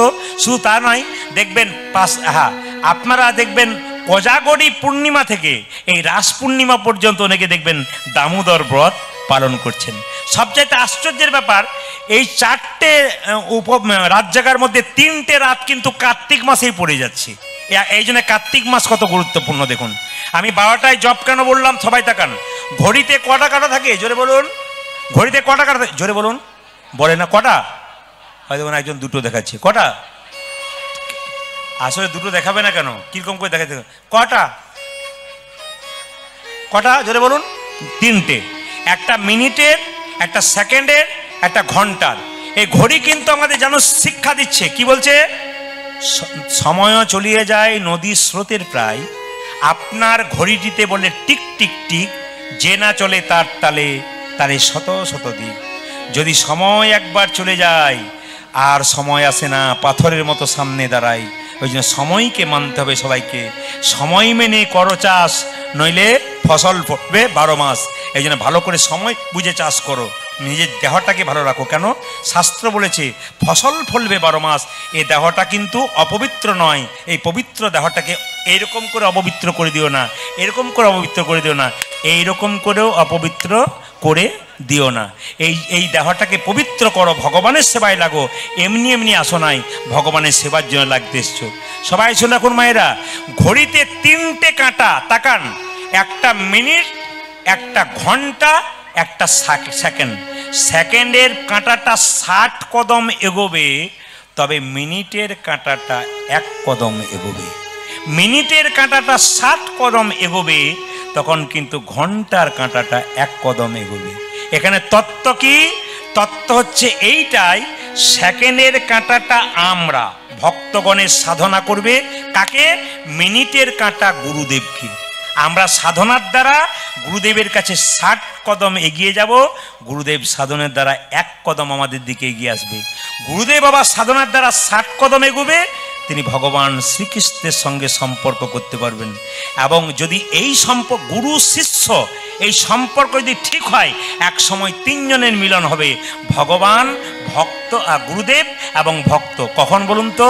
যখন রাত্রি 12টা বেজে যায়, তখন ঘন্টা নামক কাঁটাটা হচ্ছে ভগবান, মিনিট নামক হচ্ছে কাঁটাটা হচ্ছে ভক্ত, গুরুদেব, আর সেকেন্ড কাঁটাটা হচ্ছে ভক্ত। ভক্ত ভগবান এবং গুরুদেবের মিলন হয়ে যায় যদি আপনার সাধনা ঠিক থাকে। তবে হ্যাঁ, এও শুনে রাখুন, কেউ যদি হরিনাম না করে, কৃষ্ণ নাম না করে, একাদশী না করে, তবে 12টা তার জীবনে বেজে গেলে আর একটা বাজার চান্স নেই। 12 যদি বেজে যায়, বলে না তোর জীবনে 12টা বেজে গেছে, ডাক্তার বলে না 12টা বাজিয়ে এসছো, 12টা বাজিয়ে তারপর এসছো তো, আর তোমার চান্স নাই কোনো কিছু। এই জন্য 12টা বাজাবেন না, আর কোনো চান্স। ঘড়িতে 12টা বাজলে আবার একটা বাজার চান্স আছে, আপনার জীবনে 12টা বাজলে আর একটা বাজার চান্স নাই। তাই আপনাদের কাছে বারবার বলবো, আমি আপনাদের বলবো, মন্দিরে গিয়ে গোছা গোছা ধূপ দিচ্ছেন, আর আপনার দেহ মন্দিরটা পবিত্র না রেখে বান্ডিল বান্ডিল বিড়ি খাচ্ছেন, তা বললে তো হবে না। ওই মন্দিরটাকে যেমন ধূপ দিচ্ছেন, এই মন্দিরটাকে এমনভাবে সেবা দিন, এমনভাবে রাখুন, এই দেহ মন্দির দিয়ে যেন গোবিন্দের সেবা বহুদিন ধরে করতে পারি। তাই সবাই মিলে বলুন, রাস পূর্ণিমা কি? রাস পূর্ণিমা কি? রাস পূর্ণিমা কি? রাস পূর্ণিমার দিনে বিশেষ কিছু করতে হবে না, আড়ম্বরতা দরকার নাই। ভগবান বলেছে ভক্তিপ্রিয় মাধব, তার মানে কি? ভক্তি যার কৃষ্ণ তার সর্বশাস্ত্রে কয়, এইসব জানিয়া লহ কি মায়েরা বৈষ্ণবের আশ্রয়।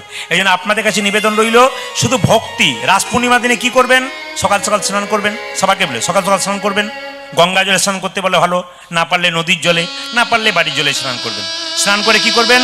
ভগবানের মূর্তিকে পঞ্চামৃত দিয়ে স্নান করাবেন, তারপর ভগবানের চরণে দুটো তুলসী পত্র দেবেন, একটু ফুলের মালা দেবেন, হ্যাঁ, একটু দীপ দেখাবেন। ভগবানের চরণে কবার? 4 বার দীপ দেখাবেন, বদনে কবার? 3 বার দেখাবেন, নাভিতে কবার? 2 বার দেখাবেন, গোটা শরীরে কবার দেখাবেন? 7 বার দেখাবেন, ধূপ কবার দেখাবেন? 7 বার দেখাবেন। দেখানোর পর একটু গীতা পড়বেন, ভালো লাগুক আর না লাগুক, খা একটু তিতা, ইচ্ছা করুক আর না করুক, পড়ো একটু গীতা। এই জন্য ভগবানের চরণের সামনে গীতা পড়বেন, হরে কৃষ্ণ মহামন্ত্র বলবেন, হ্যাঁ, ভগবান শ্রীকৃষ্ণ অষ্টোত্তর শতনাম পাঠ করবেন, হ্যাঁ, ঘিয়ের প্রদীপ দেবেন এবং উলুধ্বনি শঙ্খধ্বনি দেবেন, এবং সেদিন রাস পূর্ণিমা মানাবেন। কিছু প্রসাদ দেবেন, সে প্রসাদ সবাইকে দেবেন, দেখবেন আনন্দ হবে। খুব সংক্ষেপে বললাম। ছোট্ট রঘুনন্দন যখন বড় হলো, তখন গাইতে লাগলো, বলো বলো পথ চলিতে। সবার কাছে বলছে, রঘু বড় হলো, 5 বছর বয়সে গেল, পথ চলিতে, তালি, আরে বলিতে, সবাই একসঙ্গে, পথ চলিতে আরে বলিতে, পথ চলিতে আর বলিতে, পথ চলিতে আর বলিতে, একবার গাহো গাহো কৃষ্ণ নাম, হরি নাম, মধুর নাম, তালি তালি। পথ চলিতে আদি বলিতে, পথ চলিতে আদি বলিতে, একবার কৃষ্ণ সবাই হাত তালি দে। কবিরা কৃষ্ণ পথ চলিতে আর বলিতে, ও পথ চলিতে আর বলিতে, শানে মুখে আধারে রাত্রি, তুমি যে গো পথ যাত্রী, সন্মুখী আধারে রাত্রি, তুমি যে গো পথ যাত্রী, শানে মুখে আধার রাত্রি, তুমি যে গো পথ যাত্রী মুখে আধার রাত্রি তুমি যে গো পথ যাত্রী একবার গাহ কৃষ্ণ নাম হরি নাম মধুর নাম ধ্বনি পথ চলিতে আমি বলিতে পথ চলিতে আমি বলিতে তোমরা গাহ কৃষ্ণ নাম অবিরাম কৃষ্ণ নাম পথ চলিতে আরে বলিতে পথ চলিতে আরে বলিতে কৃষ্ণ নাম হরি নাম অবিরাম পথ চলিতে আমি বলিতে পথ চলিতে আমি বলিতে পথ চলিতে আমি বলিতে। রঘু আস্তে আস্তে বড় হলো। এবার নাড়ু খাওয়া দর্শন করুন, সবাই নাড়ু প্রসাদ পাবেন। সবাই মাথায় কাপড়টা নিন। দাদা ভাইয়েরা যারা রুমাল তোয়ার এনেছেন তারা একটু মাথায় নিন। এই সময়টা মাথায় নিতে হয়। সবাই ভক্তি বলি, সবাই মিলে প্রেম সে একসঙ্গে মাথায় কাপড়টা নেবেন। যা তোয়ালে আছে, রুমাল আছে, যদি কিছু না থাকে মাথায় একটু হাতটা ঠেকিয়ে তারপর করজোরে বসুন সবাই নিজের জায়গায়। দাদা ভাইয়েরা যারা মাথায় কিছু নেন নাই তারা মাথায় একটা কিছু নেন, যদি থাকে আপনার সামনে, যদি না থাকে তাহলে মাথায় একটা হাত দিন। এটা হচ্ছে ভক্তি জিনিস। সবাই বাচ্চাদেরকে দিন। খুব ভালো লাগছে আপনাদের কোনো বাবা তার ছেলের মাথায় দিচ্ছে, এইটা হচ্ছে দরকার। মানে বাবা তাকে শিখিয়ে দিচ্ছে হাতে ধরে ধর্মের পথটা, এবং গান শোনাচ্ছে, কীর্তন শোনাচ্ছে। এইটা বাবার শেষ কর্তব্য। ধন সম্পত্তি তো রাখবে, আরেকটা কর্তব্য কি রাখবে? ছেলেকে কৃষ্ণ ভক্ত করে দিয়ে বাবা খুব আনন্দে থাকতে পারবে। তাই সবাই মিলে মায়েরা, রঘুনন্দন বড় হলো, তার বাবা একদিন পুজো করছে মুকুন্দ সরকার। সবাই মিলে দর্শন করবেন, করজোরে বসুন সবাই। মামা অন্তর মন্দির জাগ জগ মদন কৃষ্ণ গোপাল গোপাল মদন কৃষ্ণ গোপাল। উলধ্বনি উলধ্বনি। মামা অন্তর মন্দিরে জাগ জাগ মদন কৃষ্ণ গোপাল গোপাল মদন কৃষ্ণ গোপাল অন্তর মন্দিরে জাগ জাগ মদন কৃষ্ণ গোপাল গোপাল মদন কৃষ্ণ গোপাল। ধ্বনি মম অন্তর মন্দিরে যাব যাব মদন কীর্তন গোপাল গোপাল মদন কীর্তন গোপাল। লয়ে রাধা বামে এসব রাজধামে লয়ে রাধা বামে এসব রাজধামে লয়ে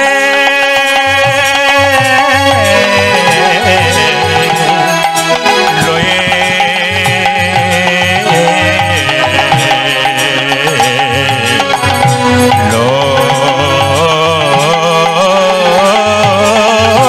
লয়ে প্রাণ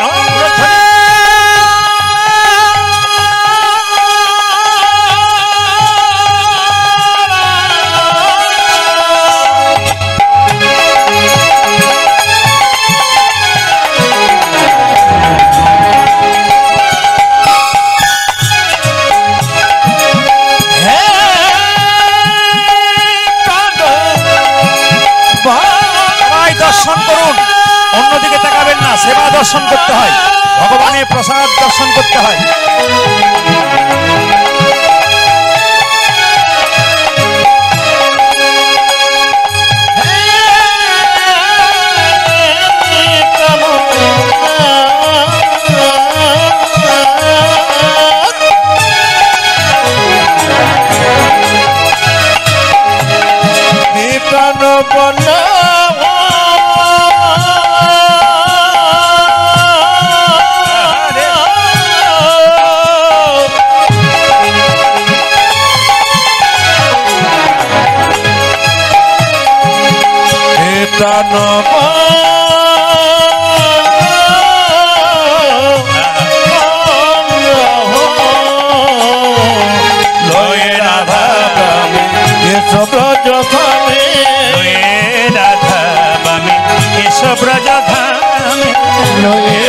কথা বামে এসো ব্রজ ধামে এসো এসো গিরিধারীলা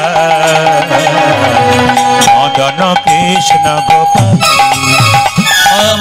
অন্তর মন্দিরে জগ জগ মদন কৃষ্ণ গোপাল গোপাল মদন কৃষ্ণ গোপাল আজ গোপাল মদন কৃষ্ণ গোপাল।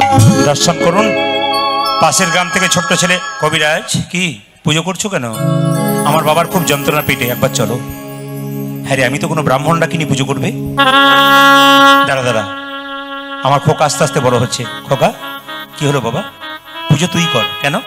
ওই ছেলেটার বাবাকে আমি চিকিৎসা করতে যাব, ওর পেটে বড় যন্ত্রণা। বাবা, আমি মন্ত্র জানি না। এই খোকা, মন্ত্র জানতে হয় নাকি? মন্তর মন্তর মন্তর মন্তর, শুদ্ধ মন যার আছে তার আবার মন্ত্রে কি দরকার আছে? শুদ্ধ মন না থাকলে যতই মন্ত্র জপ কর তোমার কোনো কাজ লাগবে না। আগে মন্ত্র শুদ্ধ করতে হবে। এই জন্য আপনাদের কাছে নিবেদন হলো, মনকে যত ভালো করবেন তত ভালো। মায়েরা, মন হলো কেমন বলুন তো? মন হলো কেমন? মাছির মতো। এই মাছি দেখবেন কখনো নর্দমায় বসে, আবার এই মাছি কখনো নোংরা জায়গায় মিষ্টির দোকানে বসে। আপনার মন মাছিটাকে হরিনাম নামক মিষ্টির দোকানে বসান, দেখবেন যত বসাবেন আপনার দেহ মন তত পবিত্র হবে। এই মন্তর মন্তর মন্ত্র, শুদ্ধ মন্তর যদি মন থাকে, মন্তর বললে গোবিন্দ পাবে। আচ্ছা ঠিক আছে, আমি পুজো করব। আচ্ছা বাবা, কি করতে হবে? ভক্ত প্রহ্লাদ হাতে ভগবান খেয়েছো, তোর হাতে খাবি রে। ধুবের খেয়েছিল, ধুবের হাতে তোর হাতে খাবে। যা, তোর মায়ের কাছ থেকে নাড়ু নিয়ে আয়। বাবা চিকিৎসা করতে গেল, আর সঙ্গে সঙ্গে ছোট্ট ছেলে বললো, মা মা কি হয়েছে? আজকে পুজো আমি করব। মা রেগে গিয়ে বললো, তুই মন্ত্র জানিস? বাবা বলেছে, মন্ত্রে পড়ার দরকার নেই। কেন? মন্তর মন্তর মন্ত্র, শুদ্ধ মন থাকলে আবার মন্ত্রের দরকার কি আছে? আরে বাবা, তোরা বাপ বেটা মিলে যা খুশি তাই করবে, যা। এইটা একটা নাড়ু দিলাম। যে না নাড়ু থালাটা নিয়ে ছোট্ট রঘুনন্দন মন্দিরে এলো, গোপীনাথের সামনে বললো, গো গোপীনাথ, তুমি নাকি ভক্ত প্রহ্লাদের হাতে খেয়েছো, তুমি নাকি ধ্রুবের হাতে খেয়েছো, আমার হাতে খাবে না কেন? ও বুঝেছি বুঝেছি, বাবা তোমাকে চন্দন দিয়ে সাজিয়ে দেয়, বাবা তোমাকে তুলসী পত্র দেয়, বাবা তোমাকে গঙ্গা জল দেয়। আমার তো তুলসী পত্র কাছে নাই, আমার তো গঙ্গা জল কাছে নাই, আমার তো চন্দন কেনার পয়সা নাই। তবে সাধুগুরু বৈষ্ণব বলেছে, চন্দন কেনার পয়সা কারো নাই বা রইল। যদি ভক্তির চন্দন গোবিন্দের চরণে দেওয়া যায়, তবে গোবিন্দ খুশি হয়ে যায়। চায় চন্দন নাই বা রইল না, তোমার ভক্তির চন্দন দাও। তুলসী পত্র নাই বা রইল, তোমার মন তুলসী গোবিন্দের চরণে দাও। গঙ্গা জল নাই বা রইল, ভগবান তোমার দুটো নদী দিয়েছে, ডান চোখ বাম চোখ, দুটি নয়নের জল দিয়ে কেউ যদি গোবিন্দের চরণে সেবা করতে পারে, ভগবান খুব খুশি হয়ে যায়। ওগো গোপীনাথ, নাড়ু খাও নাড়ু খাও নাড়ু। ও বুঝেছি বুঝেছি, আসলে দরজাটা হাঁ করে খোলা আছে, তোমার লজ্জা করছে তো। আচ্ছা বাবা, দরজাটা বন্ধ করে দিলাম। তোমার হাতে অসুবিধা হচ্ছে? আচ্ছা বাবা, তোমার হাতটা থেকে বাঁশিটাকে খুলে দিলাম। এবার তুমি নাড়ু খাও। ও গো গোপীনাথ ঘনশ্যাম, ও গো গোপীনাথ ঘনশ্যাম, উলধ্বনি উলধ্বনি।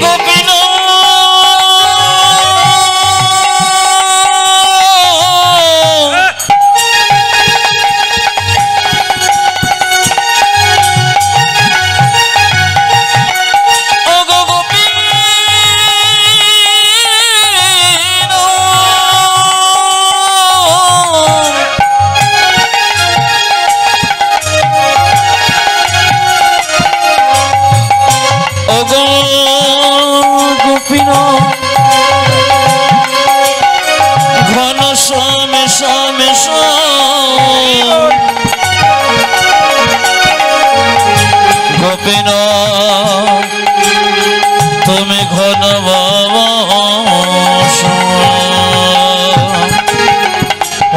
গোপীনাথ ঘনশ্যাম, গোপীনাথ। ও বুঝেছি বাবা, তোমাকে সুন্দর করে সাজাই, আমি তোমায় সাজাতে পারি না বলে তোমার বড় কষ্ট হয়েছে। তবে গোপীনাথ, তোমাকে আমি সাজাবো কি করে? আমি সাজাবো তোমারে মোহন সাজে, এই ছিল আশা ছিল বড় বড় মনে মনে আমি তোমায় সাজাব তোমারে মোহন সাজেতে আশা ছিল বড় মনে আমি সাজাবো তোমারে মোহন সাজে আশা ছিল বড় মনে আমি সাজাবো তোমাদের মোহন সাজে আশা ছিল বড় মনে আমি মিশাই যায় আমার ভকতির চন্দন মন কুসুমি দিব তোমার শ্রীচরণ মিশাই যায় আমার ভক্তির চন্দন মন কুসুম দেব তোমার শ্রীচরণ মিশাই যায় আমার ভকতি চন্দন মন কুসুমে দিব তোমার শ্রীচরণ মিশাইয়া আমার ভগবতী চন্দনে মন কুসুম দেব তোমার চরণ। আমি সাজাবো তোমারে মোহন সাজে আশা ছিল বড় মানে আমি সাজাবো তোমার মোহন সাজে আশা ছিল বড় মনে আমি পাথরের গোপীনাথ যখন নাড়ু খাচ্ছে না, দেখুন মায়েরা আপনারা যা পাচ্ছেন না বাচ্চা সেটা পাচ্ছে, 5 বছর বয়স। কি করছে গোপীনাথ, তুমি নাড়ু খাবে না? ধ্রুবের হাতে খেয়েছো, পল্লাদ হাতে খেয়েছো, দেখাচ্ছি মজা, তোমার পাথরে পায়ে আমি মাথা ঢুকবো। গোপীনাথ গোপীনাথ গোপীনাথ, রক্ত আর চোখের জলে মন্দির ভেসে যাচ্ছে। পাথরের গোপীনাথ মনে মনে ভাবছে, রঘুরে লোকে আমায় সোনার থালাই রূপোর থালাই পায়েস দেয়, তুই চোখের জল দিয়ে আমার চরণ ধোয়াইয়ে দিলি। শুধু চোখের জল নয়, চোখের জল নয়, রক্ত দিয়ে তুই আমার চরণ ধোয়াইয়ে দিলি। আমি যদি তোর হাতে একটা নাড়ু না খাই তবে যে গীতায় আমার প্রতিজ্ঞা রবে না। আমি যে গীতাতে বারবার বলেছি, পত্রং পুষ্পং ফলং তয়ং যো মে ভক্তা প্রযচ্ছতি তদহাম উপরিতম আসমানি প্রতাত্মম। কেউ যদি ফুল দেয় আমি খুশি হয়ে যাই, ফুল না পেয়ে কেউ যদি পাতা দেয় আমি তাতেও খুশি হয়ে যাই, পাতা না পেয়ে কেউ যদি জল দেয় আমি তাতেও খুশি হয়ে যাই। তুই আমায় রক্ত দিয়ে চরণ সেবা করলি। আমি যে গীতায় আরো বলেছি, যে যথা মাং প্রবদ্ধন্তে তাং স্থতৈব ভজাম্যহম মমবৎমানুবর্তন্তে মনুষ্য পার্থ সর্বস্ব। যে আমায় যেমন ভাবে ভালোবাসে আমি তাকে তেমন ভাবে ভালোবাসি। পেছন থেকে পাথরের গোপীনাথ হাত তুলে বলল, রঘুনন্দন নারদে রঘুনন্দন নারদে রঘুনন্দন নারদে রঘুনন্দন নারুদে গোপীনাথ নারু খাও, গোপীনাথ নাড়ু খাও, গোপীনাথ নারু খাও। গোপীনাথ ভাইরা, সব নাড়ু খেতে খেতে বলছে, একটা নাড়ু হাতে দে। বলে, কি হলো তুমি এত নাড়ু খাচ্ছ কেন? তুমি তো এত নাড়ু বাবার হাতে খাচ্ছ না, আমার হাতে খাচ্ছ কেন? পাথরের গোপীনাথ বলে, সবাই আমায় ডাকে রে রঘু, তোর মতো এমন করে চোখের জলে ভেসে কেউ ডাকে আমায় চোখের জলে ভেসে কেউ ডাকে না, চোখের জলে ভেসে কেউ ডাকে না, চোখের জলে ভেসে কেউ ডাকে না। ও যে মন্তে তবে সবাই ডাকে, চোখের জলে ভেসে কেউ ডাকে না। ও গো মন্ত্রে তন্ত্রে সবাই ডাকে, এমন চোখের জলে ভেসে কেউ ডাকে না, ওরে মন্ত্রে তন্ত্রে সবাই আমার ডাকে, চোখে জলে ভেসে কেউ ডাকে ওরে না, মন্ত্রে তন্ত্রে সবাই আমার ডাকে, চোখে জলে ভেসে কেউ ডাকে না। চোখের জলে ভেসে কেউ ডাকে না। যেই না বলেছে নাড়ুদে নাড়ুদে, বাবার দরজাটা এসে জোর করে খুলে দিয়েছে। আর যেই না খুলে দিয়েছে, এই কেড়ে কেড়ে, নাড়ুদে বললো কেঁদে। দেখলো পাথরের গোপীনাথের হাতে অর্ধেকটা পাথরের নাড়ু হয়েছে, অর্ধেকটা খেয়েছে। রঘুনন্দনকে তার বাবা বলছে, আমি দেখছি পাথরের নাড়ু, তুই কি দেখছিস? রঘু বলছে, আমি আসল নাড়ু দেখছি। রঘুনন্দন কেঁদে কেঁদে গোপীনাথকে বলছে, হ্যাঁ গো গোপীনাথ, বাবা দেখছে পাথরের নাড়ু, আমি আসল নাড়ু দেখছি কেন? পাথরের গোপীনাথ বলে, রঘুরে, এই জগতে মানুষের যখন জন্ম হয় দুটো চোখ হয়, একটা ডান চোখ একটা বাম চোখ। গুরুদেবের কাছে মন্ত্র নিয়ে একটা চোখ হয়, এই চোখটার নাম জ্ঞান চক্ষু। তোর যে জ্ঞান চক্ষুর উদয় হয়েছে তোর বাবার এখনো হয়নি। তুই তোর হাতটা তোর বাবার মাথায় দে, দেখবে আমি নাড়ু খাচ্ছি। ছোট্ট ছেলে যে না বাবার মাথায় হাত দিয়েছে, অমনি কি দেখলো? অদ্যপি খণ্ডপুরে অর্ধনাড়ু আছে করে, অদ্যপি খণ্ডপুরে অর্ধনাড়ু আছে করে, অদ্যপি খণ্ডপুরে অর্ধনাড়ু আছে করে। একে যত ভক্তগণ জনে জনে, একে যত ভক্তগণ জনে জনে, একে যত ভক্তগণ জনে জনে, জগত ভগবান জনে জনে, বজ্র মদন যেই শিরগুণন্দন সেই, ব্রজের মদন জি শিরগুণন্দন সে, বজ্র মদন যেই শিরগুণন্দন সেই, আজ প্রজার মদন আছে চিরমদন আছে, উদ্ধব দাস রস ভনে ভনে, উদ্ধব দাস রস ভনে ভনে, উদ্ধব দাস রস ভনে ভনে, উদ্ধব দাসন মনে মনে। আজ মিলন হলো রে, মিলন হলো রে। কীর্তন শুনতে এসছেন, সবার কাছে আমার একটাই কথা, কীর্তন চলাকালীন আপনারা কেউ কারোর সঙ্গে গল্প করবেন না। যদি গল্প করেন, যেটা নিয়ে যাবার জন্য এসছেন তার উল্টো নিয়ে যাবেন। কীর্তন শুনে পুণ্য অর্জন করতে এসছেন, কিন্তু কীর্তন শুনতে এসে কেউ যদি গল্প করে তাহলে পুণ্যের বদলে পাপ নিয়ে বাড়ি যাবে। আপনারা কোনটা নেবেন সেটা আপনাদের হাতে তুলে দিলাম। আজকে শ্রী শ্রী কালীমাতার পূজা উপলক্ষে হরিনাম সংকীর্তন এখানকার ছেলেরা করেছে। কমিটির ছেলেরা যারা এখানে আছে তাদের জন্য বলে যাই, আসার পর থেকে মাইক করলো, সিটি মারছে,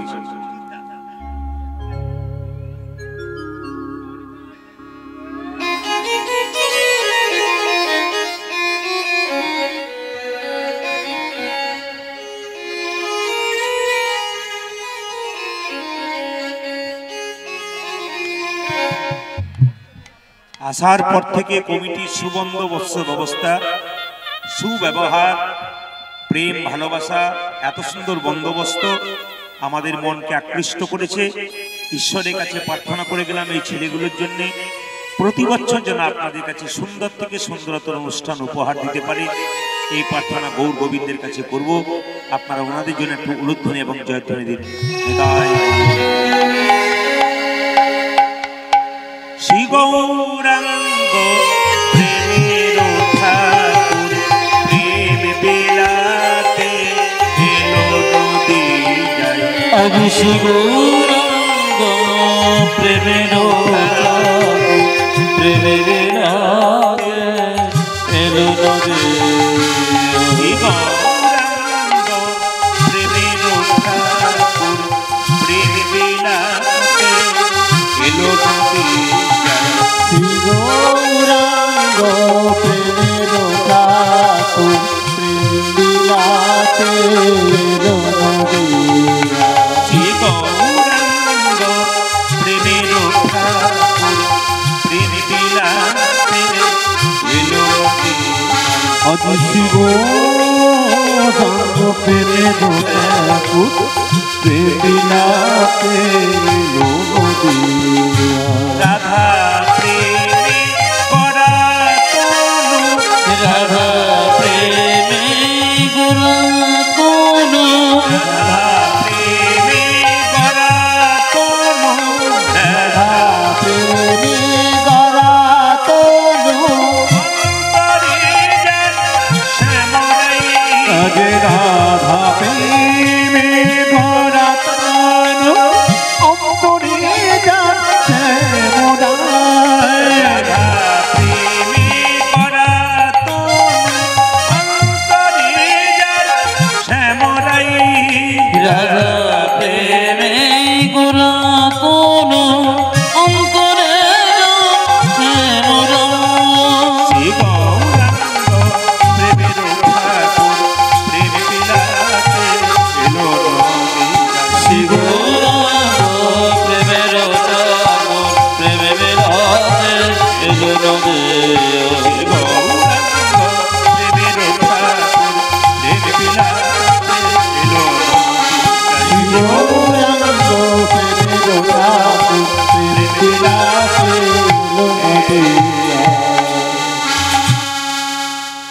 দুটো হাত তুলে যিনি দাঁড়িয়ে আছেন তিনি মহাপ্রভু। তাকে যদি কেউ প্রণাম করতে পারে কলির জীবের দুর্দশা দূর হয়। যার মধ্যে রাধা আছে এবং কৃষ্ণ আছে, ভেতরে আছে কৃষ্ণ, বাইরে আছে রাধা। আপনারা প্রশ্ন করবেন, ভেতরে কৃষ্ণ রইল, বাইরে রাধা রইল কেন? একটাই কারণ, একদিন গোলক বৈকুণ্ঠ ধামে রাধা গোবিন্দ যুগলে শয়ন করে আছেন। রাধারানী গোবিন্দের চরণ সেবা করতে করতে বলছে, বধূ গত রাত্রিতে একটা স্বপ্ন দেখলাম। বলে কি স্বপ্ন দেখলে? দেখলাম কলির জীবের দ্বারে একটা গৌর মূর্তি ভেসে বেড়াচ্ছে। এই স্বপ্ন কেন দেখলাম প্রভু? ভগবান কৃষ্ণ বললেন, রাধে তুমি ভুল স্বপ্ন দেখনি। বলে কেন? আমি কলির জীবের দ্বারে গৌর হব, আর রাধে রাধে বলে কেঁদে কেঁদে তোমার প্রেম ঋণ শোধ করে দেব। ভগবান শ্রীকৃষ্ণকে জড়িয়ে ধরে রাধারানী বলছে, বধূ যে অঙ্গে চন্দন লেপন করতে গিয়ে আমার বড় ভয় হয় যদি নখের আঁচড় তোমার শরীরে পেয়ে যায়, সেই অঙ্গ যখন নবদ্বীপের কঠিন মাটিতে গড়াগড়ি যাবে, না জানি তোমার অঙ্গে কত লাগবে। আমি তোমাকে একা যেতে দেবো না, আমি তোমার সঙ্গে যাব। ভগবান বললেন, রাধে তোমাকে না নিয়ে গেলে আমি যে কৃষ্ণ কালো, আমি গৌর হব কি করে? আমার রংটা সাদা হবে কি করে? আমি তো কালো গো। হ্যাঁ হ্যাঁ, শুধু তাই নয়, আমার মধ্যে কোনো প্রেম নাই। তোমার প্রেম ধার নেবো, তোমার রূপ ধার নেবো, তোমার রং ধার নেবো, তারপর আমি গৌর হব। ওগো রাধে আমি কি করবো জানো? আমি ছড়ি কালো বরণ, ছড়ি কালো বরণ, ওগো করিব ধান, করিব ধরণ, তব রূপ প্রেম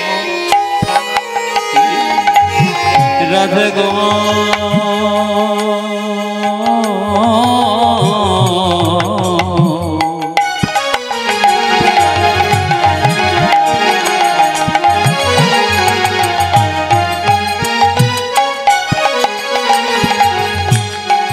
ওগো প্রেমময়ী রাধে,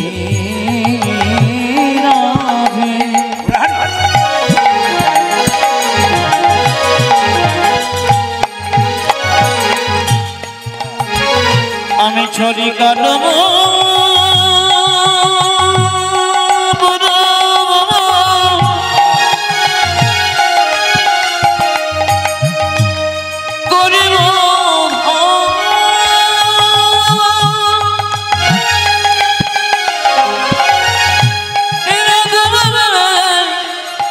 তব নম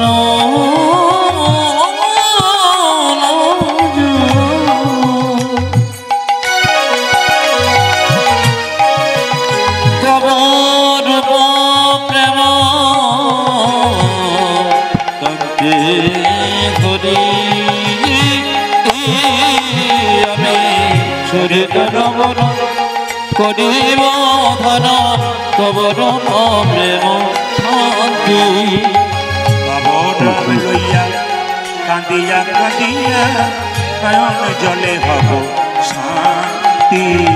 আমি তো লইয়া কাঁদিয়া কাঁদিয়া নয়ন জলে ভব শান্তি। যে তব নাম লইয়া কাঁদিয়া কাঁদিয়া নয়ন জলে হব শান্তি।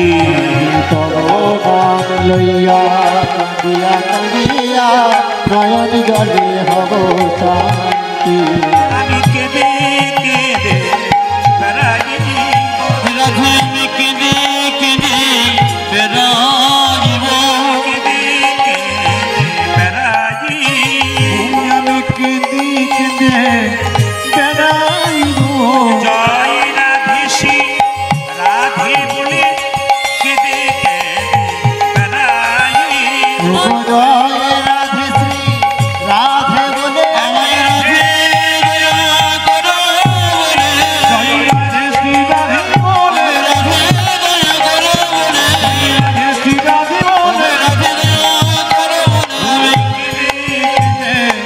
বেড়াইব। গোবিন্দের প্রথম অক্ষর গো আর রাধারানীর প্রথম অক্ষর রা, দুটো অক্ষর মিলিত হয়ে হলো গোরা। মায়েরা, রাধারানী বাইরে কেন? কৃষ্ণ যাতে কষ্ট না পায়। এখানে প্রশ্ন হচ্ছে রাধা হচ্ছে ভক্ত, কৃষ্ণ ভগবান। যে আরাধ্য সেই রাধা। আপনারা ভগবানের আরাধনা করতে এসছেন, আপনারা তো রাধার অংশভূতা। আপনারা কি করবেন? কৃষ্ণ যাতে ভালো থাকে, কৃষ্ণের নাম শুনে আপনাদের কানগুলোকে ঠিক রাখবেন। আমি আপনাদের বলতে চাই, হিন্দু সনাতন ধর্মকে বাঁচানোর একমাত্র পথ হরিনাম সংকীর্তন, ভাগবত কথা, হরিকথা, কৃষ্ণ কথা। হিন্দু সনাতন ধর্মকে বাঁচাতে হবে প্রত্যেকটি হিন্দু জাতির লক্ষ্য। কিন্তু আমি বলতে চাই, কোন ধর্মকে অসম্মান নয়, সব ধর্মকে সম্মান করতে হবে। মহাপ্রভু বলেছেন, প্রত্যেকটি জাতির ধর্মের যারা বড় বড় পণ্ডিত, তারা পরিষ্কার করে বলে গেছেন, কোন ধর্ম ছোট নয়, কোন ধর্ম বড় নয়, সব ধর্ম সমান। সব মানুষকে ভালোবাসতে শেখো, সব মানুষকে পাশে রাখতে শেখো। এটা হচ্ছে আমাদের হিন্দু সনাতন ধর্মের রীতি এবং নীতি। আমাদের হিন্দু সনাতন ধর্মের একটা বড় বৈশিষ্ট্য কি? আমরা কোনোদিন অন্য ধর্ম সম্পর্কে কোনো কটু মন্তব্য করি না, কোনো অন্য মন্তব্য করি না। আমরা অন্য ধর্মের ভালো ভালো জিনিসগুলো মানুষের কাছে তুলে ধরি। তাই প্রত্যেকটি ধর্মের বক্তার কাছে আমার একটা বিশেষ নিবেদন রইল, ভালো ভালো জিনিসগুলো মানুষের কাছে তুলে ধরুন। অন্য ধর্মের এমন কিছু কথা বলে আপনি নিজের লোকের কাছ থেকে করতালি পাবেন, কিন্তু ঈশ্বরের কাছ থেকে আপনি ভক্তি পাবেন না, অভিশাপ ছাড়া কিচ্ছু পাবেন না। এই জন্য বারবার বলি, ঈশ্বরকে সন্তুষ্ট করতে গেলে, ওপরওয়ালাকে ভালোবাসতে গেলে আগে মানুষকে ভালোবাসতে হবে। মানুষের মধ্যে প্রেম। মহাপ্রভু এটাই শিখিয়েছেন। তিনি অচণ্ডালে নাম দিয়েছেন, জগাই মাধাইকে দিয়েছেন, তিনি মলাই চাঁদ কাজীকে দিয়েছেন, তিনি কাউকে বাদ দেন নাই। তিনি সবাইকে সমানভাবে ভালোবাসতে শিখেছেন। আমরাও চেষ্টা করব সবাইকে সমানভাবে ভালোবাসতে পারি। আসুন, ভগবানকে আপনারা পেতে পারতেন, আমরাও পেতে পারি। পণ্ডিত বলল পাই না কেন? মায়ার জন্য। মায়েরা মায়া কাকে বলে? আমার ছেলে, আমার মেয়ে, আমার গাড়ি, আমার বাড়ি, এইটাই মায়া। আগে যে 4 চাকা গাড়িগুলো ছিল তার কাঁচটা কালো ছিল, তো গাড়ির ভেতরে যারা বসে থাকতো তারা বাইরের লোককে দেখতে পেত, কিন্তু বাইরের লোকগুলো ভেতরের লোককে দেখতে পেত না। এই কালো কাঁচটা হচ্ছে মায়া। ভগবান কালো কাঁচের ভেতরে থাকে, আমরা বাইরে থাকি। আমরা ভগবানকে দেখবার চেষ্টা করি, কিন্তু কালো কাঁচটা সরছে না, ভগবানকে দেখতে পাচ্ছি না, ওইটাই মায়া। আর মায়া কাকে বলে? মা মন দিয়ে শুনবেন। রাম, সীতা এবং লক্ষ্মণ 3 জনে বনে গেল। আগে যাচ্ছে রাম, পেছনে যাচ্ছে কে? সীতা, আর মাঝখানে পেছনে যাচ্ছে সীতা, আর মাঝখানে যাচ্ছে সীতা, আর পেছনে যাচ্ছে কি? লক্ষ্মণ। লক্ষ্মণ বারবার রামকে দেখবার চেষ্টা করছে, কিন্তু পারছে না। কেন না পারছে না? একটা কারণে, মায়া নামক সীতা সরছে না বলে। ও মায়েরা, রামকৃষ্ণদেব বলেছেন, আপনাদের বাড়ির সামনে কোনো যদি পুকুর থাকে, যে পুকুরে পানা থাকে, মায়েরা বাসন ধুতে গিয়ে দেখেছেন, পানাটা সরিয়ে দিলেন, আবার পানা চলে এলো, পানা সরালেন, আবার পানা চলে এলো। এই পানাটা হচ্ছে কি? পুকুরের মধ্যে পানাটা হচ্ছে মায়া। যত সরাবেন পরিষ্কার হবে, আবার আসবে। রামকৃষ্ণদেব বলছে, এক কাজ করো, মায়া নামক সংসার পুকুরে মায়া নামক পানাকে যদি কেউ ধরে রাখতে হয়, তাহলে বাঁশের বেড়া দিয়ে দাও, আর পানা আসবে না। সংসার রূপী পুকুরে মায়া নামক পানাকে যদি কেউ আটকাতে চাও, তাহলে ভক্তির বাঁশের বেড়া দাও। ভক্তি যার, কৃষ্ণ তার, সর্বশাস্ত্রে কয়। আর ভক্তি না থাকলে কৃষ্ণ দেখিলেই কেবল। আপনাদের যদি ভক্তি না থাকে, ভগবান দেখে কি লাভ আছে? ভক্তি থাকলে পাথরকে ভগবান বলে বিশ্বাস করতে হয়। কেন? বিশ্বাসে মিলায়ে বস্তু, তর্কে বহুদূর। শুধু বিশ্বাস দরকার আছে। আজ যদি আপনি তর্ক করলেন, তাহলে ভগবানকে পেলেন না। এখন তো কীর্তন জগতে দেখবেন, কিছু মনে করবেন না, খালি তর্ক চলছে। এই তর্কের দ্বারা ভগবান পাওয়া যায় না, প্রেমের দ্বারা, ভালোবাসার দ্বারা ভগবানকে পাওয়া যায়। এই জন্য ভগবানকে ভালোবাসতে হবে। আপনি ভালোবাসুন, কে কি বলছে দেখে লাভ নাই। অনেকজনে অনেক কথা বলবে, কিন্তু আপনি স্বয়ং ভগবানকে ভালোবাসুন। আপনি ভক্ত হয়ে যাবেন, আপনার পেছনে 50 জন লেগে যাবে। আপনার তাকানোর দরকার নেই, আপনি নিজের কাজ করে যান। এই জন্য বারবার বলবো, মহাপ্রভু সুন্দর কথা বলেছেন, প্রত্যেকটা জীবের দ্বারে হরিনাম দেবার জন্য। নিতাই চাঁদকে বললেন, দাদা নয়নে দেখিবে জানি, কৃষ্ণ নামে দেবে তারি। দাদা নয়নে দেখিবে জানি, কৃষ্ণ নামে দেবে তারি।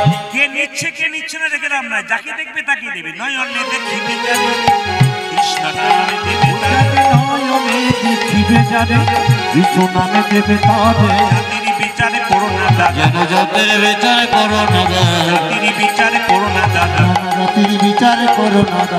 যারে দেখবে নামে দেবে, জাতির বিচারে করো না দাদা। যারে দেখিবে নামি দেবে, জাতির বিচারে করো না দাদা। এখানে ড্যান্স হাঙ্গামা হলে হলে মাঝে বাঁশের বেড়া দিতে হতো, একদিকে নারী একদিকে পুরুষ। হরিনাম হয়েছে, নারী জাতির কোনো ব্যাপার নেই, পুরুষ জাতির কোনো ব্যাপার নেই, সবাই একসঙ্গে বসছে। কেন? এখানে তো প্রেমের ব্যাপার আছে, কামের ব্যাপার নাই। নিতাই চাঁদ বললো যাকে চোখে দেখবো তাকে হরিনাম দেবো, যদি না নেয় দাদা, যদি কেউ না নেয় প্রথমে ধরিবে হাতে, যদি না তাই নাম দাদা প্রথমে ধরিবে হাতি, যদি না চাই নামে প্রথমে, হ্যাঁ প্রথমে ধরিবে হাতে, যদি না চাই নাম দাদা গো।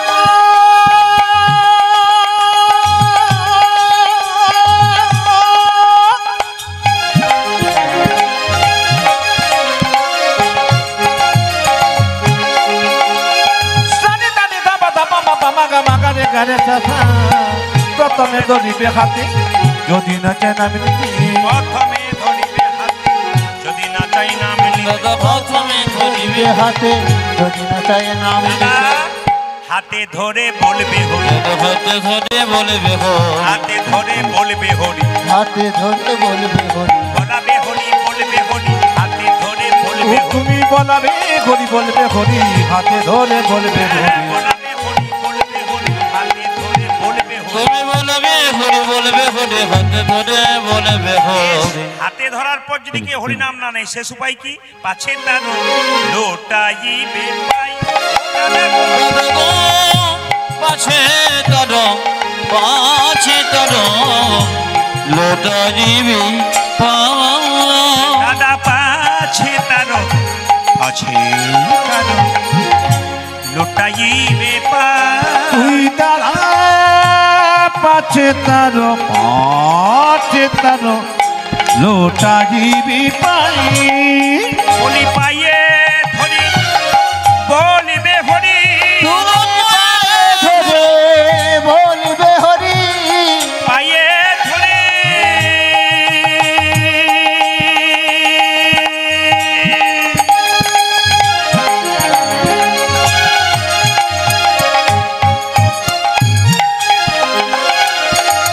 ওগো দাদা গো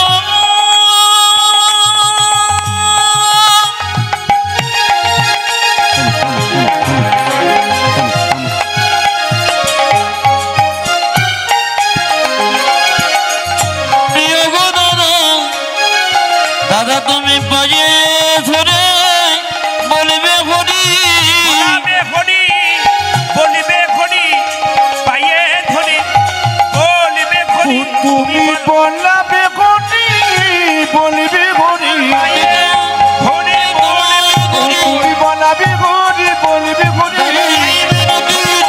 তুমি বলাবে হরি, বলবে হরি, দাদা পায়ে হরি, বলবে হরি। আজ পাছে তর, পাছে তর লোটারিবি আজকে কালী পূজা উপলক্ষে যখন গান, তখন কালীর কথা বলে আমরা গৌরচন্দিকা শেষ করে লীলার মধ্যে প্রবেশ করব। একটু মন দিয়ে শুনবেন, যে যেখানে বসে আছেন টোনটা বাড়াও। সে কোথায়? শ্রীখণ্ড থেকে নবদ্বীপ যাচ্ছে মহাপ্রভু। তখন কিন্তু রঘুনন্দনের জন্ম হয়নি, পরে হবে। কিভাবে? কৃষ্ণ কেশব, কৃষ্ণ কেশব, কৃষ্ণ কেশব তাই নাম, রাম রাঘব, রাম রাঘব, রাম রাঘব রক্ষমা। হরে কৃষ্ণ কৃষ্ণ কৃষ্ণ হরে হরে, হরে রাম রাম রাম হরে হরে। কৃষ্ণ কেশব, কৃষ্ণ কেশব, কৃষ্ণ কেশব তাই নাম, রাম রাঘব, রাম রাঘব, রাম রাঘব রক্ষমা। হরে কৃষ্ণ কৃষ্ণ কৃষ্ণ হরে হরে, হরে রাম রাম, রাম রাম হরে হরে। কৃষ্ণ কেশব, কৃষ্ণ কেশব, কৃষ্ণ কেশব ত্রয়ী নাম, রাম রাঘব, রাম রাঘব, রাম রাঘব রক্ষমা। হরে কৃষ্ণ কৃষ্ণ কৃষ্ণ হরে হরে, হরে রাম রাম রাম হরে হরে। কৃষ্ণ কেশব, কৃষ্ণ কেশব, কৃষ্ণ কেশব তাই নাম, রাম রাঘব, রাম রাঘব, রাম রাঘব রক্ষমা। কৃষ্ণ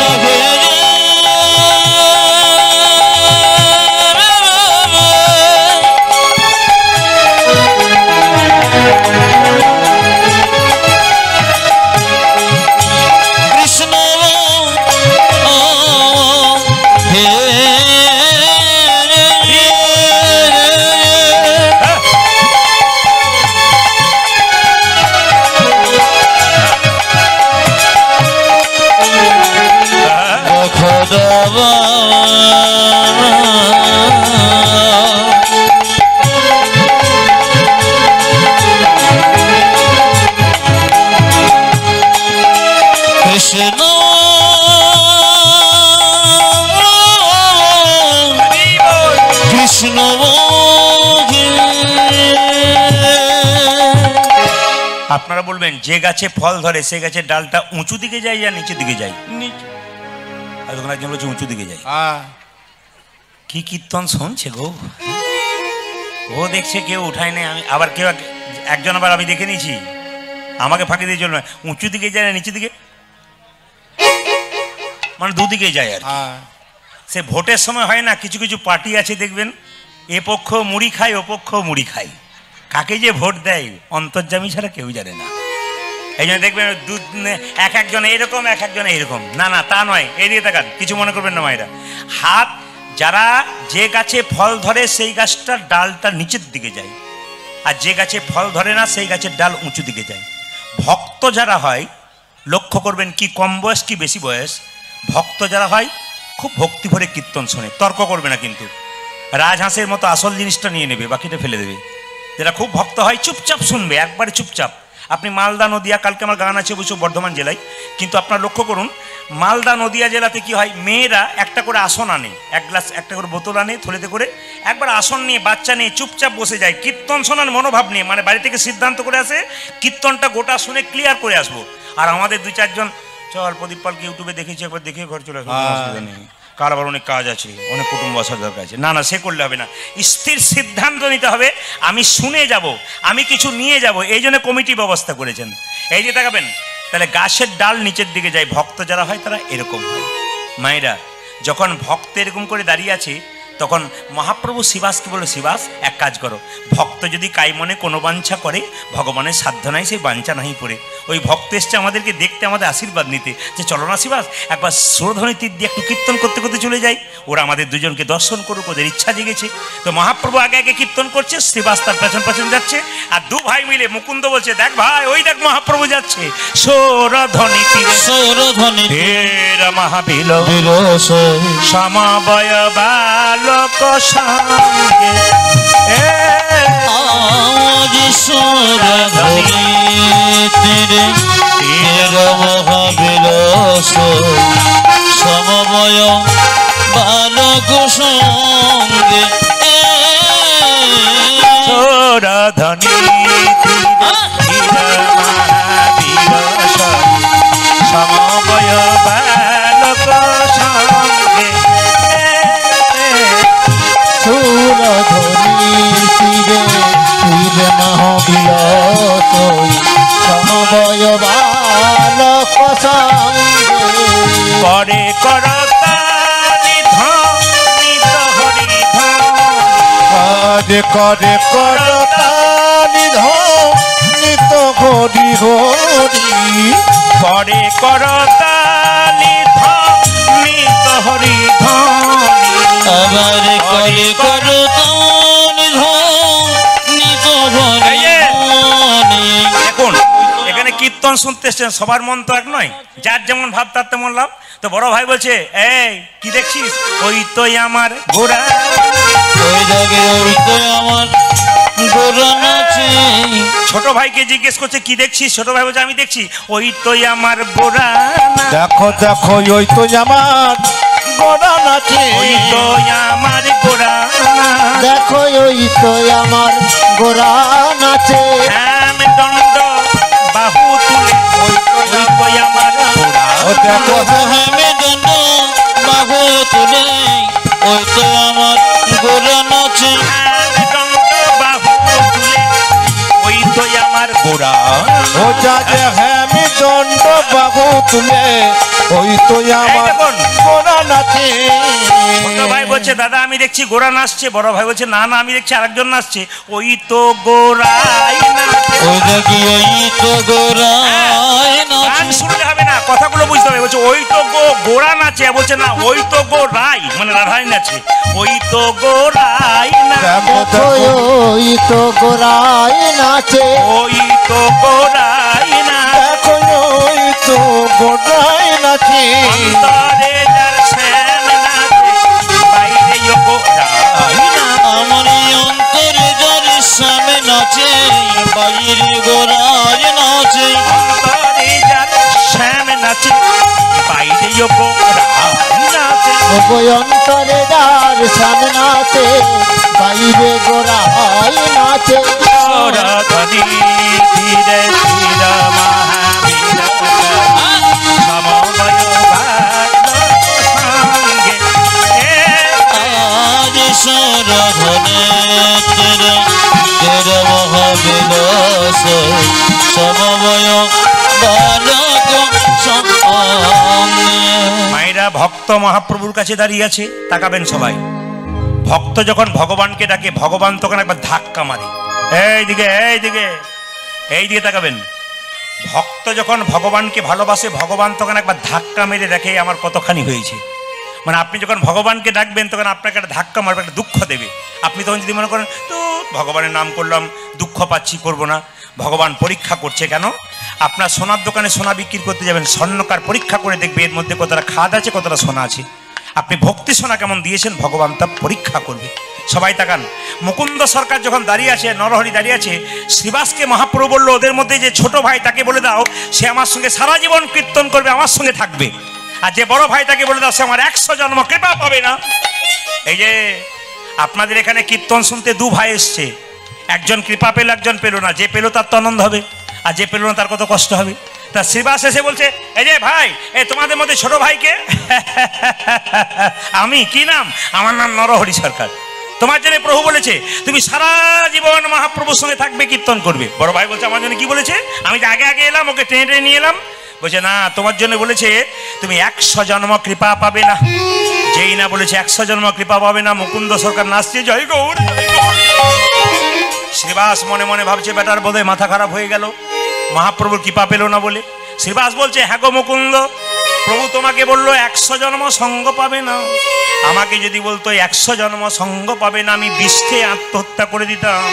এ কথা শুনে মুকুন্দ বলছে শোনো শোনো শ্রীবাস, প্রভু যদি বলতো কোনো জন্মে সঙ্গ পাবো না, কোন জন্মে সঙ্গ পাবো না, তাহলে না হয় আমি বিষ খেয়ে আত্মহত্যা করি। আত্মহত্যা করে দিত। প্রভু বলেছে 100 জন্ম সঙ্গ পাবো না, 100 জন্ম না হয় গৌর গৌর বলে কেঁদে বেড়াবো।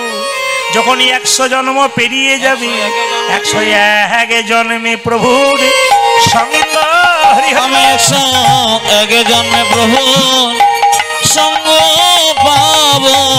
1 জন্মে প্রভুর সঙ্গ পাবো। 101 জন্মে প্রভুর সঙ্গ পাবো। আমি 100 জন্ম কেঁদে বেড়াবো, 1 জন্মে প্রভু সঙ্গ পাবো। তুমি আমি 100 জন্ম কেঁদে বেড়াবো, 101 জন্মে প্রভুর সঙ্গ আমি 100 জন্ম কেঁদে বেড়াবো। তৈরি করতে পেরেছি। তাই সবাই মিলে উত্থান একাদশী পালন করুন। উত্থান একাদশী কি? উত্থান একাদশী কি?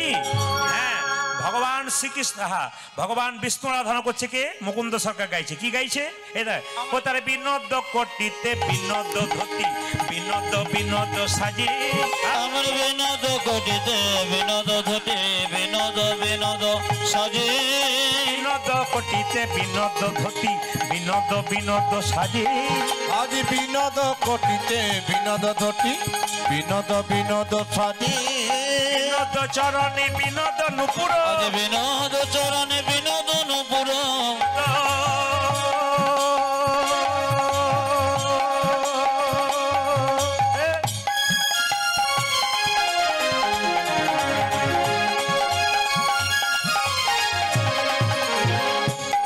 আমার বিনোদ চরণে বিনোদ নুপুর।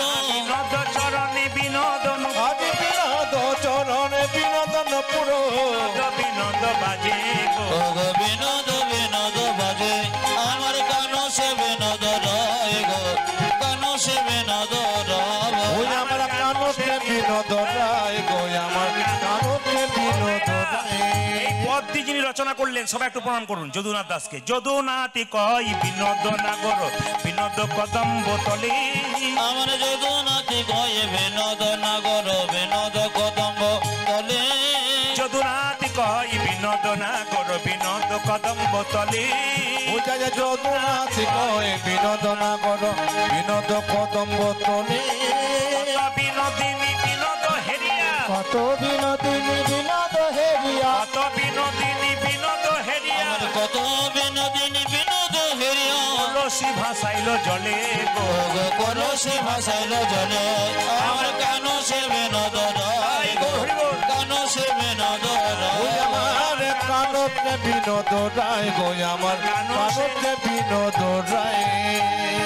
এইবার সবাই উত্তর দিন। মুকুন্দ সরকার যখন গান গাইছে তখন ছেলে না মেয়ে তাকে পাখা করছিল? জোরে বলুন, ছেলে না মেয়ে?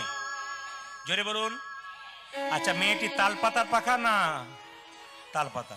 তার মধ্যে কোকিলের পালক না কাকের পালক? আপনারা যে এত জানেন শোনেন, আমার জানা ছিল না। ময়ূরের পালক।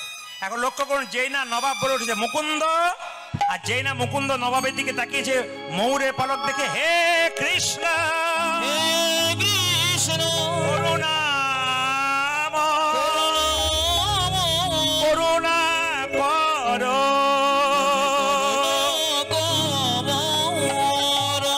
এইদিকে এইদিকে এইদিকে। এ কারো কাছে জল আছে? জল আর দেবেন তো? জল জল না না না না, নবাব বলছে কারো কাছে জল আছে? জল কেন? মুকুন্দ অজ্ঞান হয়ে গেছে না, ওই জন্য বলছে এই যে কারো কাছে জল আছে? জল এই দেখি দেখি দেখি দেখি দেখি দেখি। যে না জলটা দিয়েছে অমনি সঙ্গে সঙ্গে জ্ঞান, এই যে এই যে এই যে জল দিলাম, তোমার জ্ঞান ফিরে গেল। আমার ময়ূরের পালকের দিকে তাকিয়ে তুমি অজ্ঞান হয়ে গেলে কেন? মুকুন্দ বলে উঠলো, আসলে তুমি তো মুসলমান, আমি তো হিন্দু, কৃষ্ণ অনুরাগের কথা কেমন করে জানবে? তোমার ওই ময়ূরের পালকের দেখে আমি কৃষ্ণ কথা ভাবছিলাম, ওই জন্য অজ্ঞান হয়ে গেছিলাম। আর মিথ্যা করে বললো, নবাব আমার তো মিগি রোগ আছে, ওই জন্য আমার হয়েছে। নবাব বললো, শোনো আমার আজ একটা নিয়ম আছে এখানে। আচ্ছা, ওখানে খাওয়া দাওয়া চলছে নাকি? খাওয়া দাওয়া চলছে নাকি? লাইন দিয়ে ওইদিকে ঢুকছে পিঁপড়ের মতো, আবার লাইন দিয়ে বেরোচ্ছে, ওই জন্য ভাবছে আর কি। ও ওইটা রাস্তা, আচ্ছা আচ্ছা, রোডে যাচ্ছে। হরে কৃষ্ণ। এই দিয়ে দেখেন, ওই যে আমি ভাবলাম সেবার ব্যাপার হতে ধরুন লাইন বাই লাইন, হরে কৃষ্ণ। ওটা হয়ে গেছে দিনে, হ্যাঁ 3000 ভক্তের সেবা হয়েছে। কিন্তু সবাই তাকান, যে যেখানে বসে আছেন মায়েরা লক্ষ্য করুন। এই যে নবাব বলছে, শোনো আমার রাজ্যে একটা নিয়ম আছে, মিথ্যে কথা বললে তার জিভটাকে আমি ছিঁড়ে নিই। তুমি যদি আমার পেটের রোগ ভালো করেছো, কিছু করলাম না। তোমার একটা জানা উচিত যে তোমার যদি মিগি রোগ থাকবে, তুমি যেন অজ্ঞান হয়ে গেছে, তোমার চোখ থেকে জল পড়ছিল কেন? তোমার যদি মিগি রোগ থাকবে, তুমি যেন অজ্ঞান হয়ে গেছে, তুমি কৃষ্ণ কৃষ্ণ বলে কাঁদছিলে কেন? মুকুন্দ বলো, নবাব আমার অপরাধ হয়ে গেছে। অপরাধ তোমার হয়নি, আমার হয়েছে। তোমার মতো কৃষ্ণ ভক্তকে আমার কেনা গোলাম মনে করে আমি ভুল করেছি। যে কৃষ্ণ ভক্ত হয় কারো কেনা গোলাম্য নয়, সে ভগবানের দাস হয়ে যায়। মুকুন্দ, নবাব বলল, যাও গোটা শ্রীখণ্ডটা আমি তোমার নামে লিখে দিলাম, কোনো অভাব যেন না থাকে। ভগবান যা করে তা, জোরে বলুন, ভগবান যা করে তা অমঙ্গলের জন্য। আটু জোরে, ভগবান যা করে তা। এখন যদি ঝরঝরিয়ে জল নেমে যায়, দাঁড়ান দাঁড়ান দাঁড়ান, জল নেমে যায় বলাতে ভগবান যা করে তা মঙ্গল। কমিটির অবস্থা কি হয়? আচ্ছা এবার বলুন তো, আপনার ছেলে পরীক্ষায় ফেল মেরেছে, কেউ যদি বলে ভগবান যা করে তা মঙ্গল, দেখেন কি হয় একবার। বলে বাজে বকবেন না তো, যান এখান থেকে। ভালো করলে ভালো, অপরের মন্দ হবে কোনো অসুবিধা, নিজের হলে গন্ডগোল আছে। কিন্তু ঈশ্বর যা করে তা প্রতিটি ক্ষেত্রে মঙ্গল করে। যদি কেউ মেনে নিতে পারে তাহলে সে সুখী থাকবে, আর যে মানতে পারবে না সে সুখী নয়। মুকুন্দ সরকার মায়েরা লক্ষ্য করুন, মুকুন্দ সরকার বলল কি, তাহলে আমি আসি নবাব, তোমার পেটের যন্ত্রণা আমাকে খবর দিও, আমি তোমায় দেখে যাব। মুকুন্দ সরকার যাচ্ছে আর গাইছে, ওই আমি কোথায় গেলে পাবো গো আমার ঘন শ্যাম, আমার ঘন শ্যাম শ্যাম। আমি কোথায় গেলি পাবো গো দেখো, আমায় ঘন শ্যাম,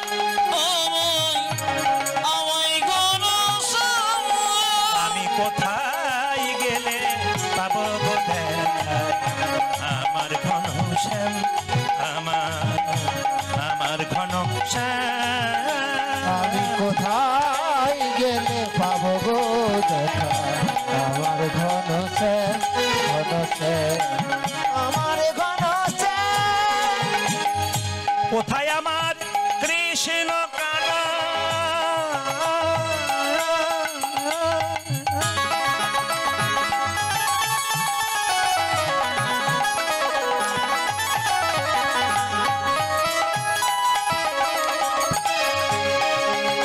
হরি কেন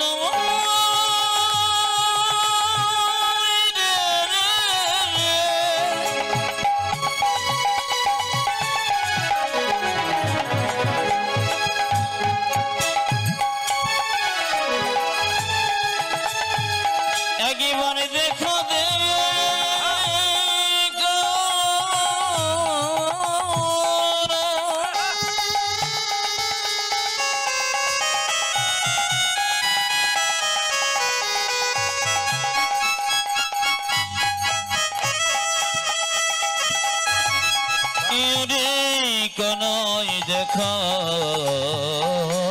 দে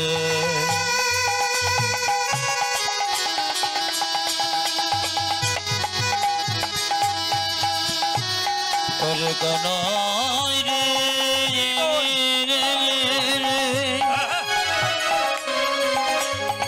একবার দেখা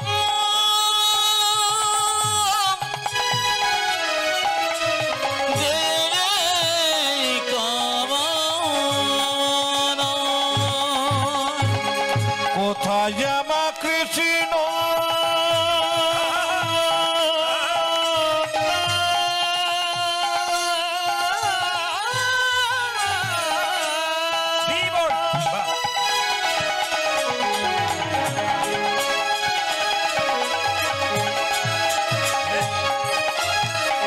কোথায় ঘনছে আমি কোথায় গেলে পাবো দেখা আমায় ঘনছে আমার বাবা আমি কোথায় গেলে পাবো গো দেখা? আমার ঘন শ্যাম, আমার ঘন দেখা দাও, দেখা দাও, দেখা দাও। তুমি দেখো